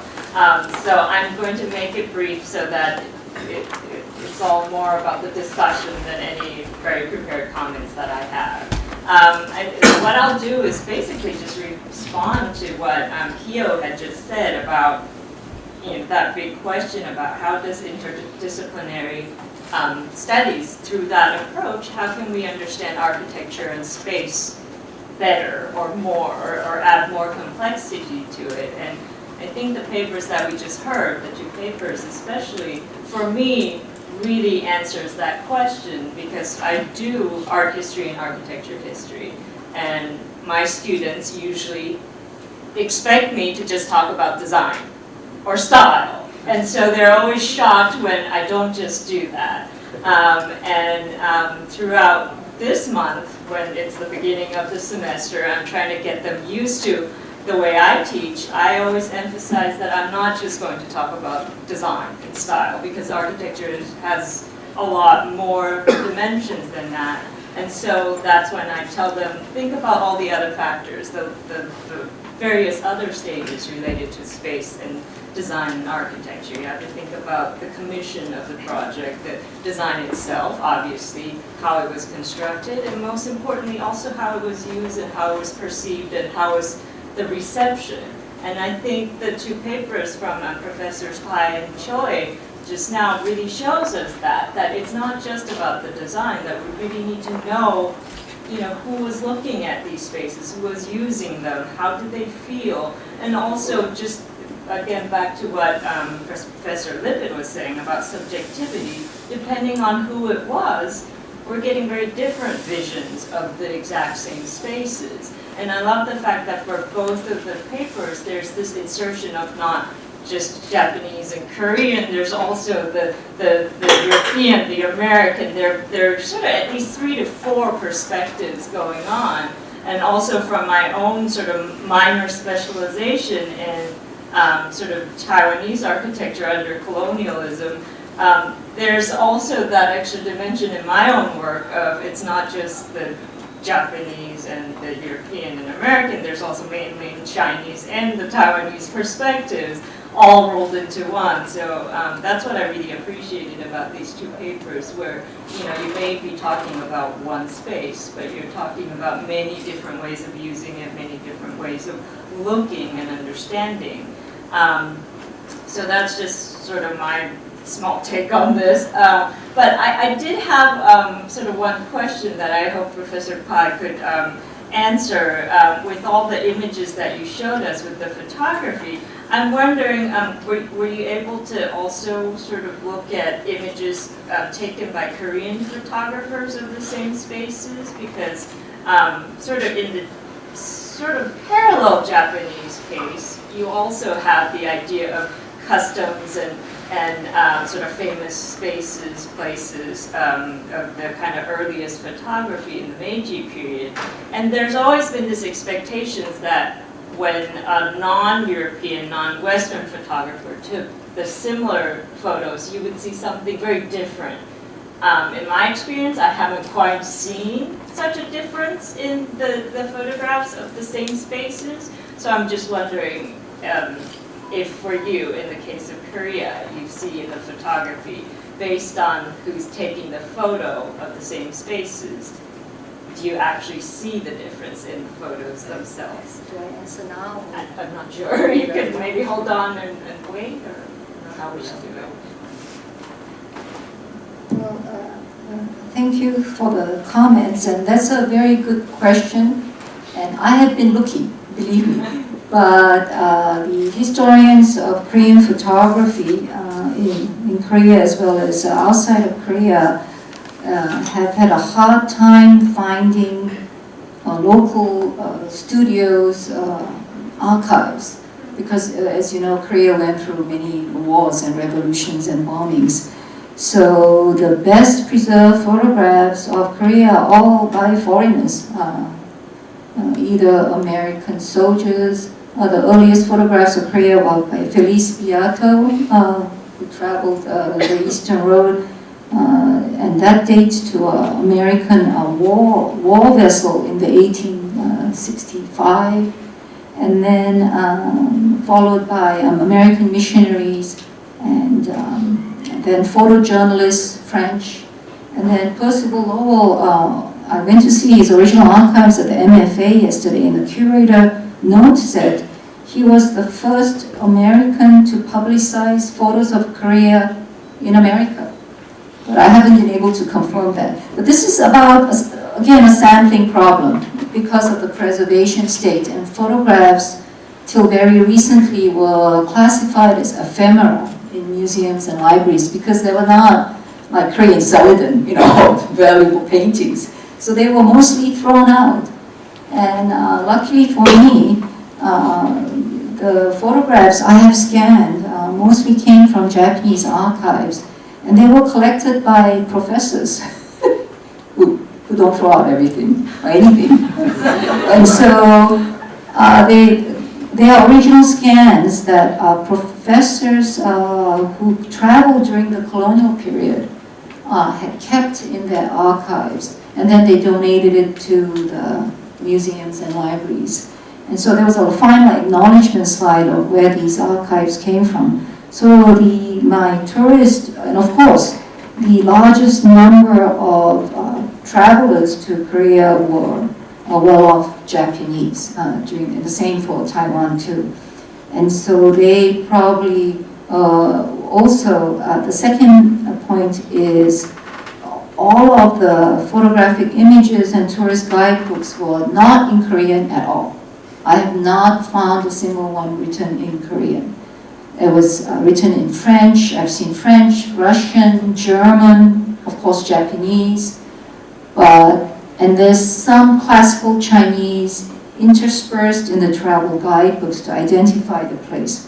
But I have not found any, so it means that the audience was mostly foreigners, just like expensive guidebooks now. And the third is the preservation of, what would you say, only very attractive postcards and guidebooks and brochures were saved by the museums. So yesterday at the MFA, there were hundreds of collections donated by Mr. Lauder, who was I think the son-in-law of the Estee Lauder fortune. And he started collecting Japanese and empire postcards when he was a little boy. And so there are at least 3 generations, stages of how it came to be preserved. So it's the first, the bias of the foreign photographer of the studio. And then the second bias is the target audience. So they were printing it for people who can afford to buy. You know, postcards were cheap then, but these photo albums were very expensive and only circulated among the elite. And then the third is also the curators themselves. So Percival Lowell donated his original photographs to 3 places. The Museum of Fine Arts, the Boston Athenaeum, and then his observatory in Flagstaff, Arizona, which has the original glass plate photographs. So that these are the biases and the layers that we have to go through. So this is the only chapter in my book which deals with the literary text. So I've gathered some information about this problem in the course of my other research. Lee Kwang-soo writes a very, very famous travelogue in 1922, going to the Diamond Mountains, or Kongosan. And he says in the introduction, he says that he's heard about the Diamond Mountains while he was in Japan, because a Japanese writer wrote about his own native place. And so he feels this angst and anxiety. And then he says, I'm going to go to the Diamond Mountains, and I'm not going to use Japanese brochures. I'm not going to use the Mantetsu literature. And he's going to try to find a Korean Diamond Mountain, rediscover. And of course, this is a process that happens, you know, in many mountains all across the colonized world. But the problem was that he took the train and was escorted by the Mantetsu, the tourist bureau. And so, South Manchuria for people who don't oh, know. I'm sorry, the SMR, the Southern Manchurian Railway, which was a semi-nationalized project in 1905 after the Sino-Russo-Japanese War. And he also mentions in the travelogue that he took a break and was photographed by the railway photographer. So now what happened to these photographs, nobody knows. And I know his family quite well, and they don't have the photographs either. So you really have to ingratiate yourself with some Yangban family that had the money to, you know, do the photography. Because I think Beato in Yokohama, he trained a couple of Korean photographers. But, you know, the archive is non-existent because the Korean War evidently resulted in the loss of the archive. Thank you. In the spirit of the seminar or workshop-like setting of this gathering, I'm also going to deliver comments from the table.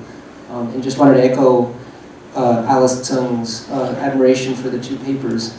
They're very different papers at first glance, but they have some very vital things in common.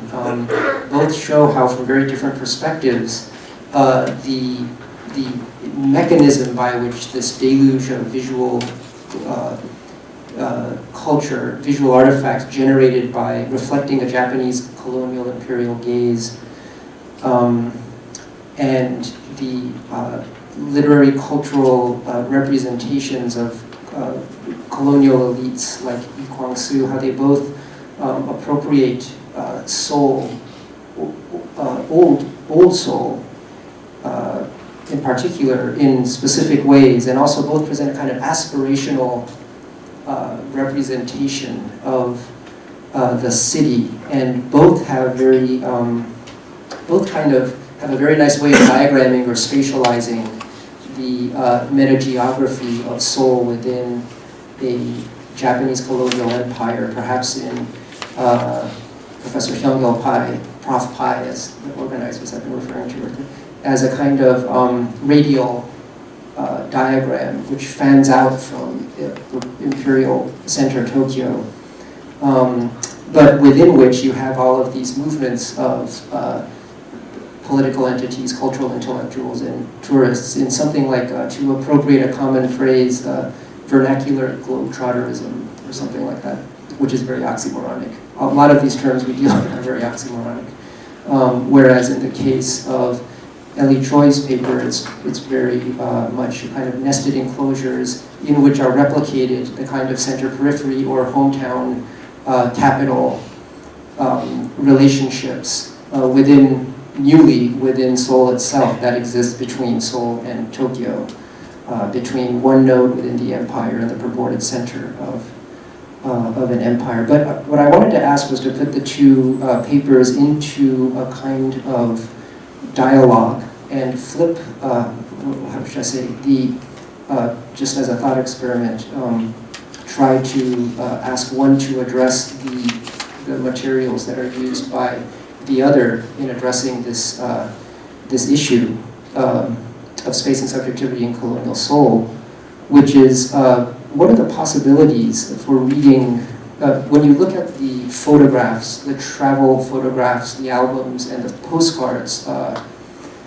Kyung-il, that you showed in your paper, what are the, there's one way of looking at them, which upon first glance is they are a transposition of the kind of imperial gaze that's associated with the British Empire and the visual artifacts associated with British Empire and European empires around the world in the 19th century to Japan. And so this is really a continuation of that imperial gaze through photography, through postcards and other visual media. And if you are looking at the ever-evolving visual culture of Japanese empire from the perspective of Japan, you see things, you see the Ryukyu Islands, Okinawa, Hokkaido, Taiwan, and then now Seoul. And there seems to be, this is really a continuation of that trajectory. And given what you've just described, both of you have just described it, about the kind of asymmetrical non-survival of significant parts of the visual archive of colonial Seoul, what are the possibilities of reading something like co-figuration from this material? Because otherwise it seems like agency is fairly conventionally mapped onto this as that, again, of a colonial gaze. Or is there a possibility for some kind of inversion and complexity to the reading of these postcards, which again, upon first glance appear as something which would be familiar from this perspective?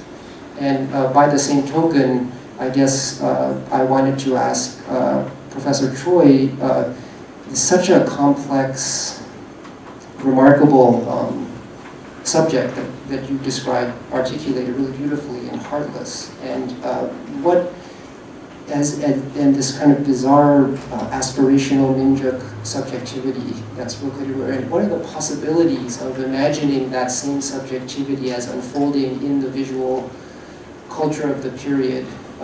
You've hinted at this a little bit, but again, this is such a literary text, and the examples you've cited are so literary in their generation of this subject. What would that look like in other forms? How would we go about imagining that subject in visual media? Is my question. So through the course of my work with, for example, Semi, I've worked with Semi on a number of occasions on the Seoul City, and with Todd, and with An Chang-mo, who was the Korean man. He is very, very well versed in not only colonial space, but Park Chung-hee era space. And also Kim Bae-kyung, who wrote this book called 지배와 공간, and these are spatialists. These are people who study buildings and streets. When I sat across from them at dinner with another person who does literature, his name is Hyun Chae. He is the editor-in-chief of 문학동네, which is akin to the New York Times or the New Yorker, one of the most famous literary figures in Korea. I noticed that Kim Bae-kyung and An Chang-mo didn't really know how the space was used. So they could tell me when it was built and what the plans were, but I would say something like, oh, they went to Dabankol to look for Gyeolryang, the famous kiseng, and they walked so-and-so and crossed Cheolmulgyo. And they said, oh, I didn't know that this was where the kiseng were. And so there was this disconnect between the official mapping of the space, with the plans and the road building, and even photography, unfortunately, tourism, insofar as it's sutured into the imperialist gaze. And there's literature, which is there. I mean, of course, literature at this time is also official in the sense that it's serialized in the newspapers. But this is a wealth of knowledge about how this space was used. So for example, Moranbo, right? It's a literary topo. Everybody knows where Moran, the hill of Moran Hill is, right? But in literature, it has this kind of, again, intimate, familiar sense. Everybody knows about it. It's a language in the sense of a heterotopia in the Foucaultian sense. And also Chiseongmun, they didn't know that Chiseongmun was where the people, the everyday, the commoners entered. It was a big part of entering Pyongyang, but they had not known about it, even though they've been to Pyongyang, they've mapped Pyongyang. So I think there's really an important dialogue that needs to be happening amongst the spatialists. Number two, I can't remember the number two question. What was the number two question? About subjectivity. Right. So I was talking about this with Professor Lippitt. Again, going back to my project on Kumgangsan, I couldn't find any pictures of Kumgangsan, even though it's one of the most legendary meisho in Korean history. From the Shilla times, and ancient Chinese have gone to the Kongosan and worship Buddha. It's, for heaven's sakes, it's named after the Diamond Sutra, right? And I could only find anonymous folk artists who painted Kumgangsan from their own imagination during the 1940s and as late as 1950s.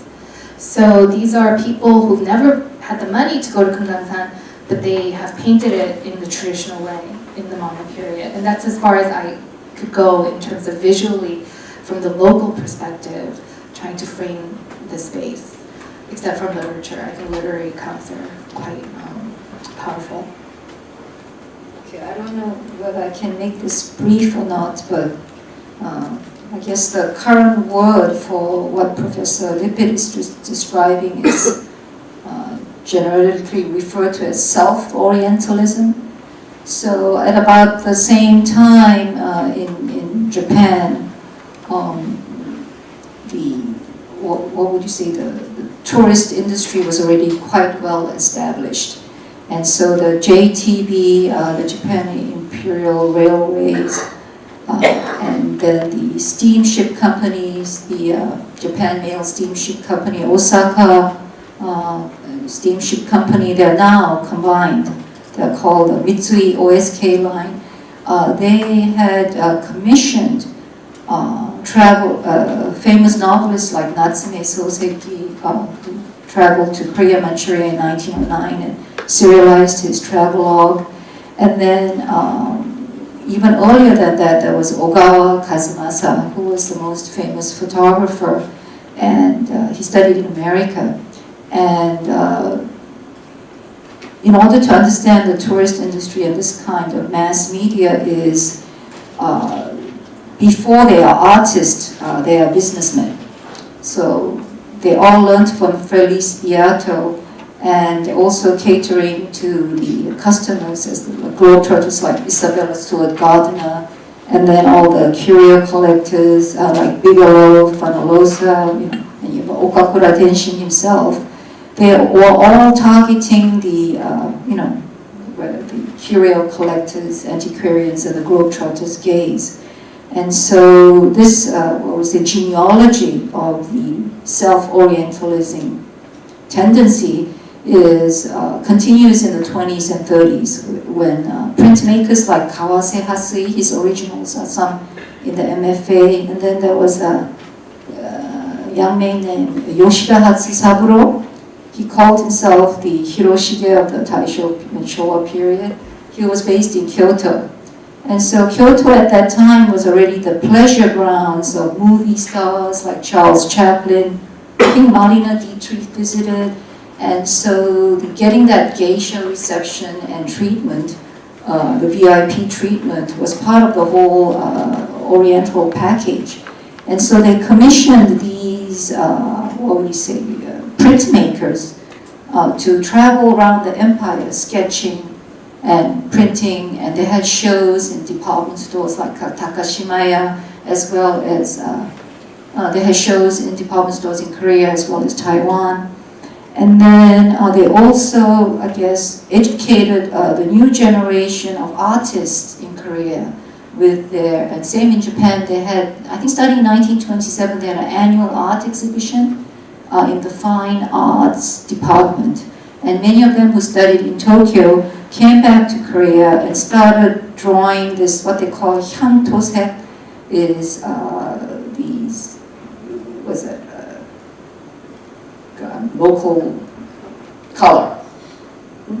So this is the realism paintings, and this was the vogue all over the empire, not only in East Asia, but in India, in Taiwan, in the Middle East, and these kinds of paintings are the ones that sold in galleries, that were reprinted as postcards.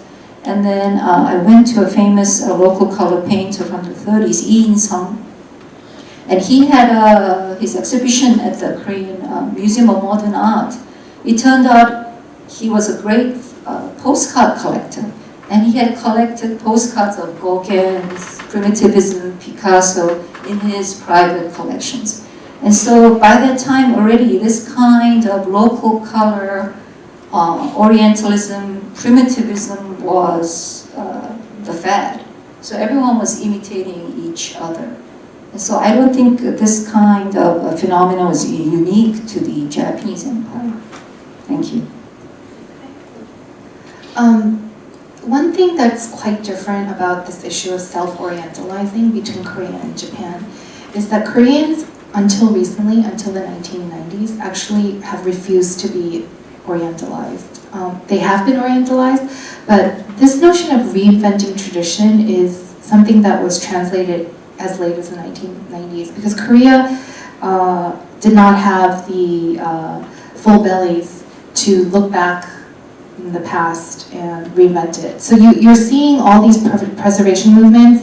I went to visit the Seoul Station restoration project before it opened with Anchangmo. Now when you raise a building, you have to excavate. That's the law. But back in the day, people were too busy. And why is that? And I think it's really, it's the exhaustion of being the colonized. So you still find this amongst young people in Korea. They don't like movies where they simplify Korea as the Kisang or the, you know, the mountain and Buddha. They don't like that. They like dynamic Korea. And that's why the tourist ads are not geisha. The Japanese have no problem self-orientalizing. I mean, it started as early as Nitobe Inazo, right? It always came together, but for Korea, even in the Korean cultural production, there was an unevenness. And I think that's something that we need to be aware. Even though the colonial elite asked people to please frame yourself, you know, be aware of how you're coming off, it really hasn't happened until recently, until the democratization movement, until, you know. I just want to add one last comment. For full disclosure, Professor Bae Young-min, that was in the video, is my younger brother. And I want to point out a mistake he made. Since he's not here, he cannot defend himself. He said they demolished colonial buildings, but I'm so glad Ellie brought it up. The Korean heritage laws, again, inherited Japanese classification system. And so when they said traditional architecture, they did not include any quote-unquote foreigners buildings. And so in the post-war period, anything that was quote-unquote not Korean was demolished till I think 1988, when they reintroduced a new category called modern architectural monuments. And so since then, like Ellie said, even that's why Seoul Station was preserved. So after that, the Kindai Kenchiku, the modern architecture category, has a separate committee who Professor An is on those committees. And so now what is interesting is poverty is good for preservation. So in the boonies, we have more buildings preserved, like the Oriental Development Company in Daegu. And we are slowly finding them out one by one. Thank you. I always feel like I have to sing when I get one of these, but unfortunately I don't. I just wanted to pick up on something that Ellie was saying, that I think it relates to themes in both of the papers. You know, as a historian listening to you, I think that what's going on here to a certain extent is a history of the perception of tradition, the changing perception of tradition over time. I mean, whether you're talking about the Japanese gaze or the Western gaze, or particularly the Korean gaze, as you were just mentioning. You know, I first went to Korea in 1969 as a Peace Corps volunteer. By the way, that's another source of good pictures for that era. I have a few actually, but I actually had hair in those days. So. Are they in shoe boxes? I think they're in slightly bigger boxes. Okay, But, yeah, anyway. I'll come take a look. We had an exhibition. Let's not get distracted on that. But when I went there in '69, I was actually quite interested in the history and the tradition, but I could hardly find anyone who wanted to talk about it. Maybe I didn't meet the right professors or whatever. The average Korean person was more interested in pointing out to me the big new buildings. There weren't too many, but there were a few. The Samyo building was one of them. It was, how many stories, I forget. It's very ugly, yeah. It was, well, and it wasn't that big. Yeah. It wasn't a major skyscraper, but people were very proud of it because it was a modern building. And that's what they wanted to point out. And that old tradition, particularly the Joseon Dynasty, excuse me, Professor Kim, was not really regarded that highly in those days. It was a tradition that one had to forget about, or at least not concentrate on in the same way that one concentrated on developing the modern infrastructure. So, I mean, you have on the one hand in your paper this fascinating quotation, if I read it correctly, where Lee Kwang-soo is suggesting that in order to have modernity, we have to erase the tradition, and so we have to be heartless. We have to carve out that past, erase it, forget about it. And then at some point, and I don't think it happens that as late as the 1960s, I think we see some of this happening in the colonial period as well, and that's what I think would be interesting to explore further. But at some point,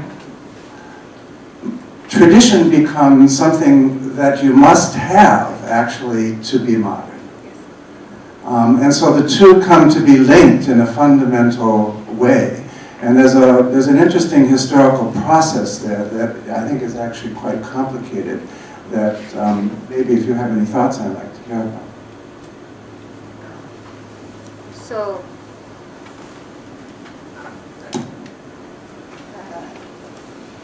well, I mean, the book that's coming out, I mainly focused on heritage management. So I went through the archives of what the Korean, what would be called the Bunkajo in Japan, the Cultural Heritage Administration Office. And so in Korea, under the Park Chung-hee regime, he was the first one to actively use the past, just like Mao. And in the 1950s, because of the chaos of the Korean War, only buildings that were considered under emergency threat, like Namdaemun was restored, the South Gate. But in 1961, a committee was formed called the Munhwaje Gwalliguk, the Office of Cultural Properties. And what is interesting is they again, because these same scholars studied under the Japanese colonial period in the early 60s, that Kato points out, they looked to Japan for a source again.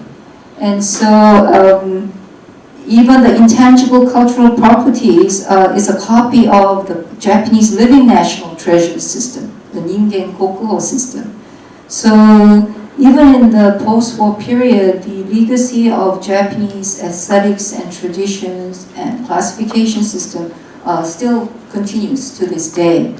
And so, and now Japan and Korea is considered in the world to have the most complex and detailed living nationals intangible cultural property system. But what happened in Korea and Japan at the time was after the war, everyone was abandoning their crafts because, plastic was coming in, aluminum was coming in, no one was buying pottery to use as dishes or silverware, baskets were going. So they have now been artificially preserved, but there are many things also wrong with this designation of national treasures. Because all of you know, in the commodification of tradition and sales, in Korea they give stipends to these intangible cultural properties, people, everyone from dance to singing. And what is interesting in Japan, a lot of the former geishas have become embodiment of the entertainer and the musical traditions. But these people are having a hard time attracting students because they are given a monthly, in Korea it's about $2,000 a month, and they get a stipend for teaching students. But then now it's the second and third generation, and if you read like Keith Howard's work, there is this perception of, who is the real teacher? Just like Harvard. Who are you the disciple of? And then the second part that's problematic of this is the fossilization of tradition. So culture, you cannot stop it from changing. Even if you, put it on a committee and make preservation laws and use recordings saying this is the way they did it in a Korean village of a mass dance in 1963, and so this is the authentic form. Young people are not willing to buy that anymore. And so there is a big contest, especially in the musical departments, of attracting students and keeping students. And then once they graduate, they cannot find jobs unless you're really pretty and can dance in the Walker Hill, folk show, and the lifespan is only 10 years. And then we have a few foreign beautiful women who actually graduated from here teaching in Korea. And because they're blonde and beautiful, they can still be performance, and they have this exotic sheen. So they're very successful at attracting students, but they have told me that this tradition of keeping up the music and the customs is increasingly difficult because of the changing taste. Thank you. Sorry, Sorry, I don't know anything about Korea or Japan. I have read Hyun-min's work though, and my wife took Japanese with you at Harvard. So in proper Asiatic tradition, between the brother, sister, wife, married, teacher, I got it covered. So. Your wife remembers me? She does, you probably don't. Anyway, I think I wanted to follow up a little bit from Kyo's question.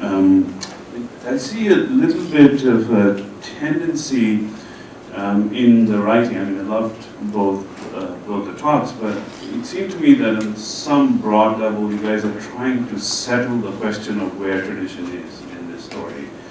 And I wonder if that's sort of a game that you can set up only to fail at it on some level, right?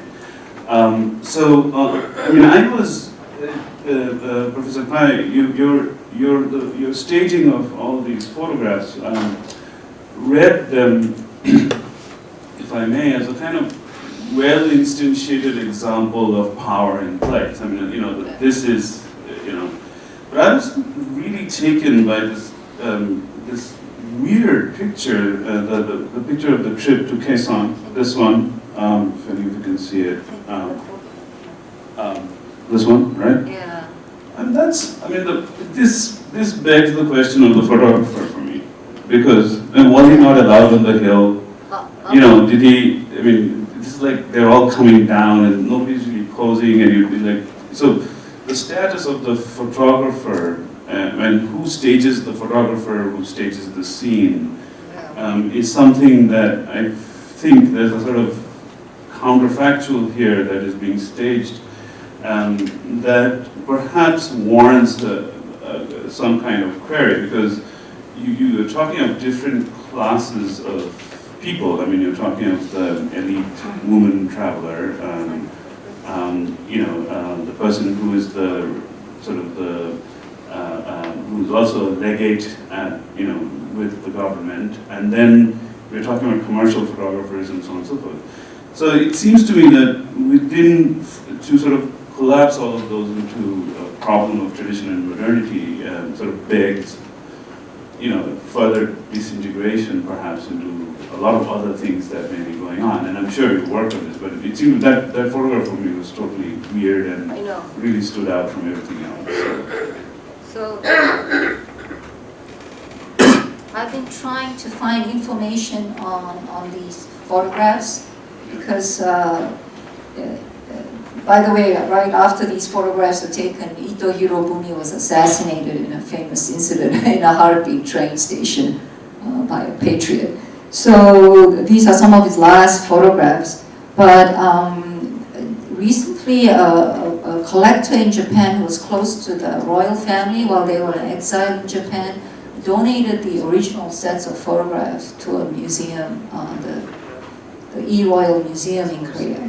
And so I have to probably go there and find out, but there's nothing in the photographic album that says who the photographer is.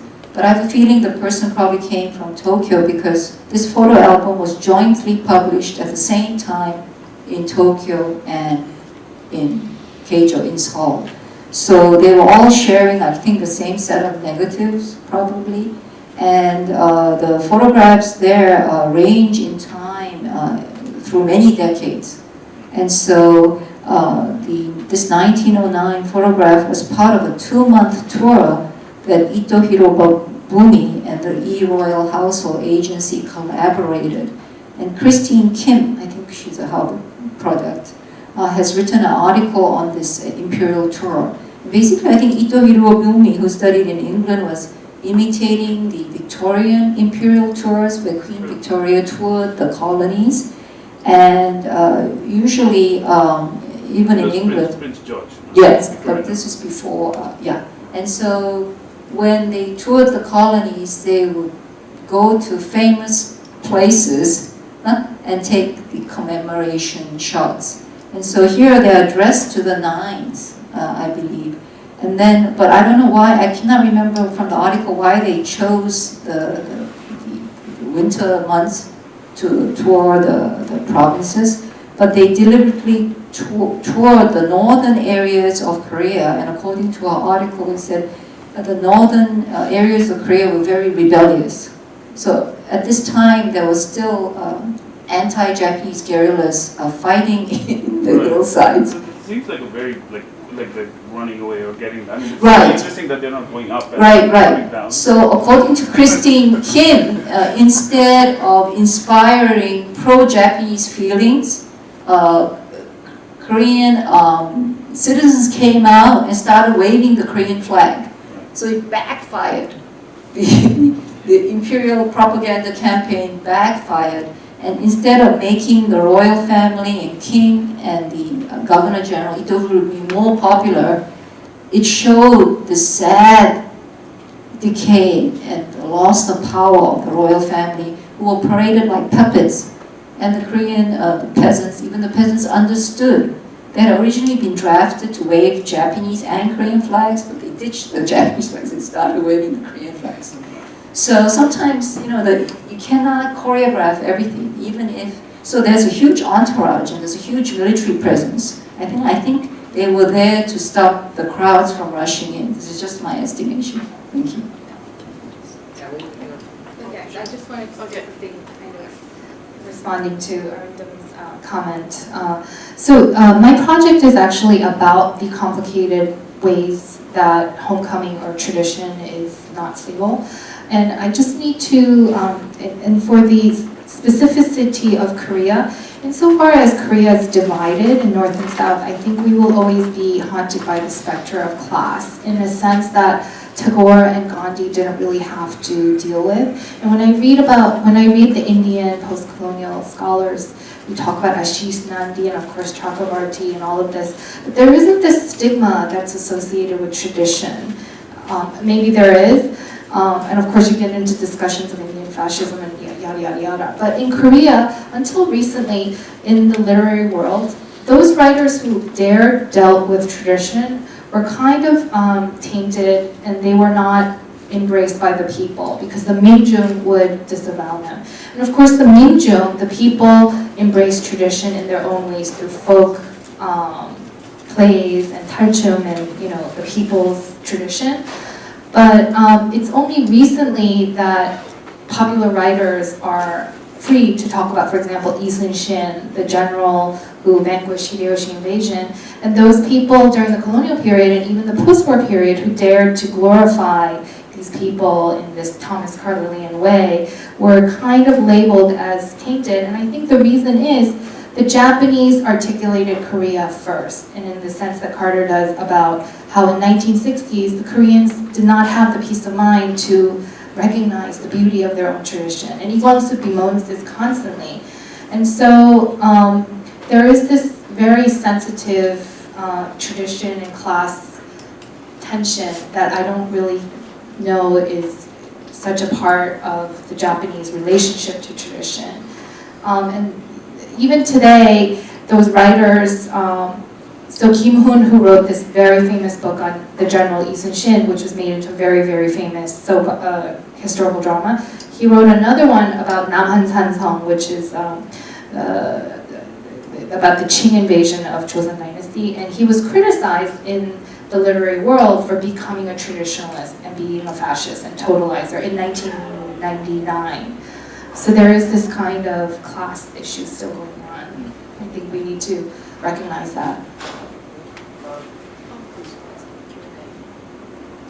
Yeah, I know, because we're running out of time. But yeah, we'd like to just open up to questions from the audience. Is there any-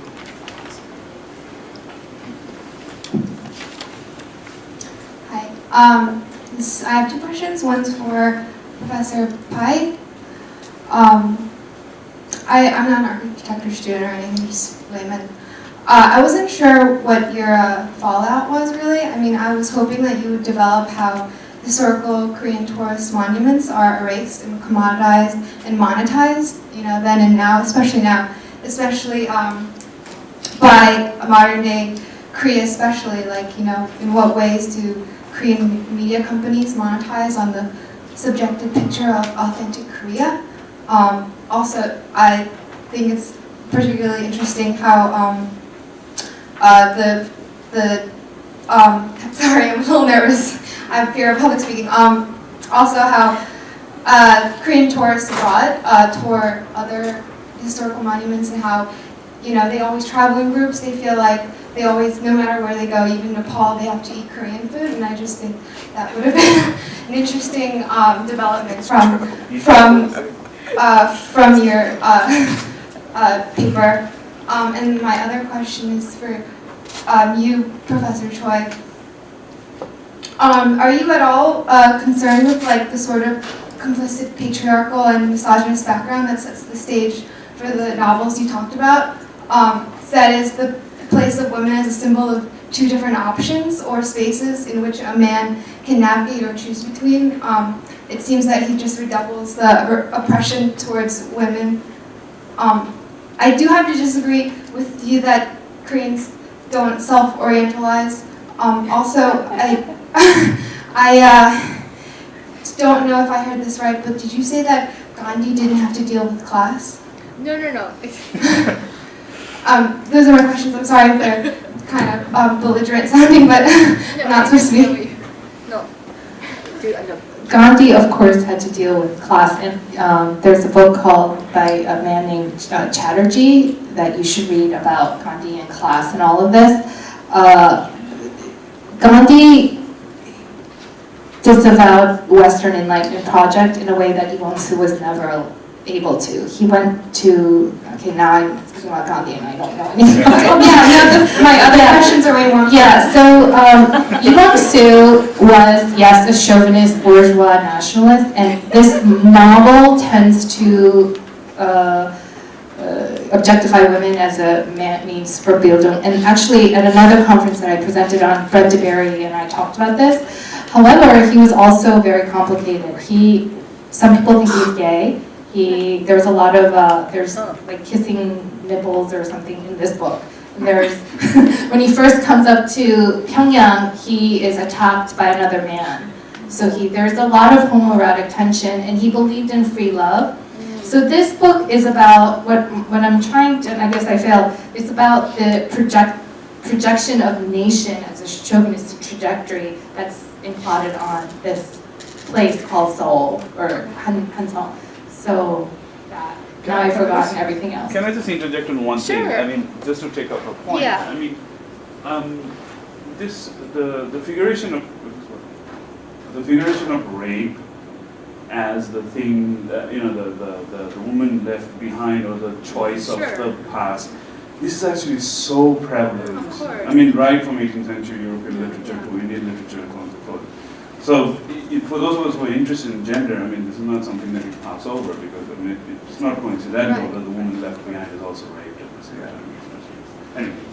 I just wanted to ask on that note, on the Indian note, I wanted to ask about the place of hometown in Indian culture. Is it as intimate and powerful as it is in East Asia? This notion of goyang, it's something so powerful. When you meet a Korean person of a certain generation, I notice all the men ask, where are you from? It doesn't mean, where do you live in Gangnam? It means, where's your family from? Well, I mean, the broader, it's not just India, but even if you look at China, the concept of hometown, it's not a hometown so much as sort of origin place, or linked, which is always linked to questions of clan or caste and so on and so forth, which actually organizes the way one travels. This is like Koreans eating food, you know, Korean food anywhere else. I mean, so it's sort of the transfer of the ethnos through different metropolitan locations. I mean, this is broadly in all Asian history. You see this. I mean, sort of in China, you see native place, you know, as a key organizer of labor in let's say, the Shanghai. Right? So, so there is some literature which about expats, for instance, in India, who, I mean, I'm thinking of Michael Madhusudan Dutt, sort of looking to the east and saying, that's my home, or so on and so forth. But the broad project in India, and I think it's also similar, precisely because you're thinking of multi-ethnic nationalism rather than single-ethnic nationalism, I think it's also true of China, is really to subsume the concept of hometown into the idea of the homeland, the broader nation, which sort of takes up into this, you know, and so so you don't really have a strong hometown literature. I seem to ask me. I'm sure we have many more questions. We're actually going to break now for around 15 minutes and Can I just answer the come back. question? Maybe after, we'll have a long discussion session after the second panel and a reception. But I just wanted to mention that Carter Eckhart's point about you know, the late 1960s and this idea that tradition was still there's this ambivalence towards tradition, at least in the built environment. It may be suggesting the ways in which colonial strategies or practices, legacies of space making persist into the post-war, post-colonial period, which is, I think, one of the themes in the papers by Jeannie Watson and Sumio this afternoon. So in some sense, I think there will be a real continuation of this vector of effort. So with that, I wanted to ask you to join me again in thanking our two presenters.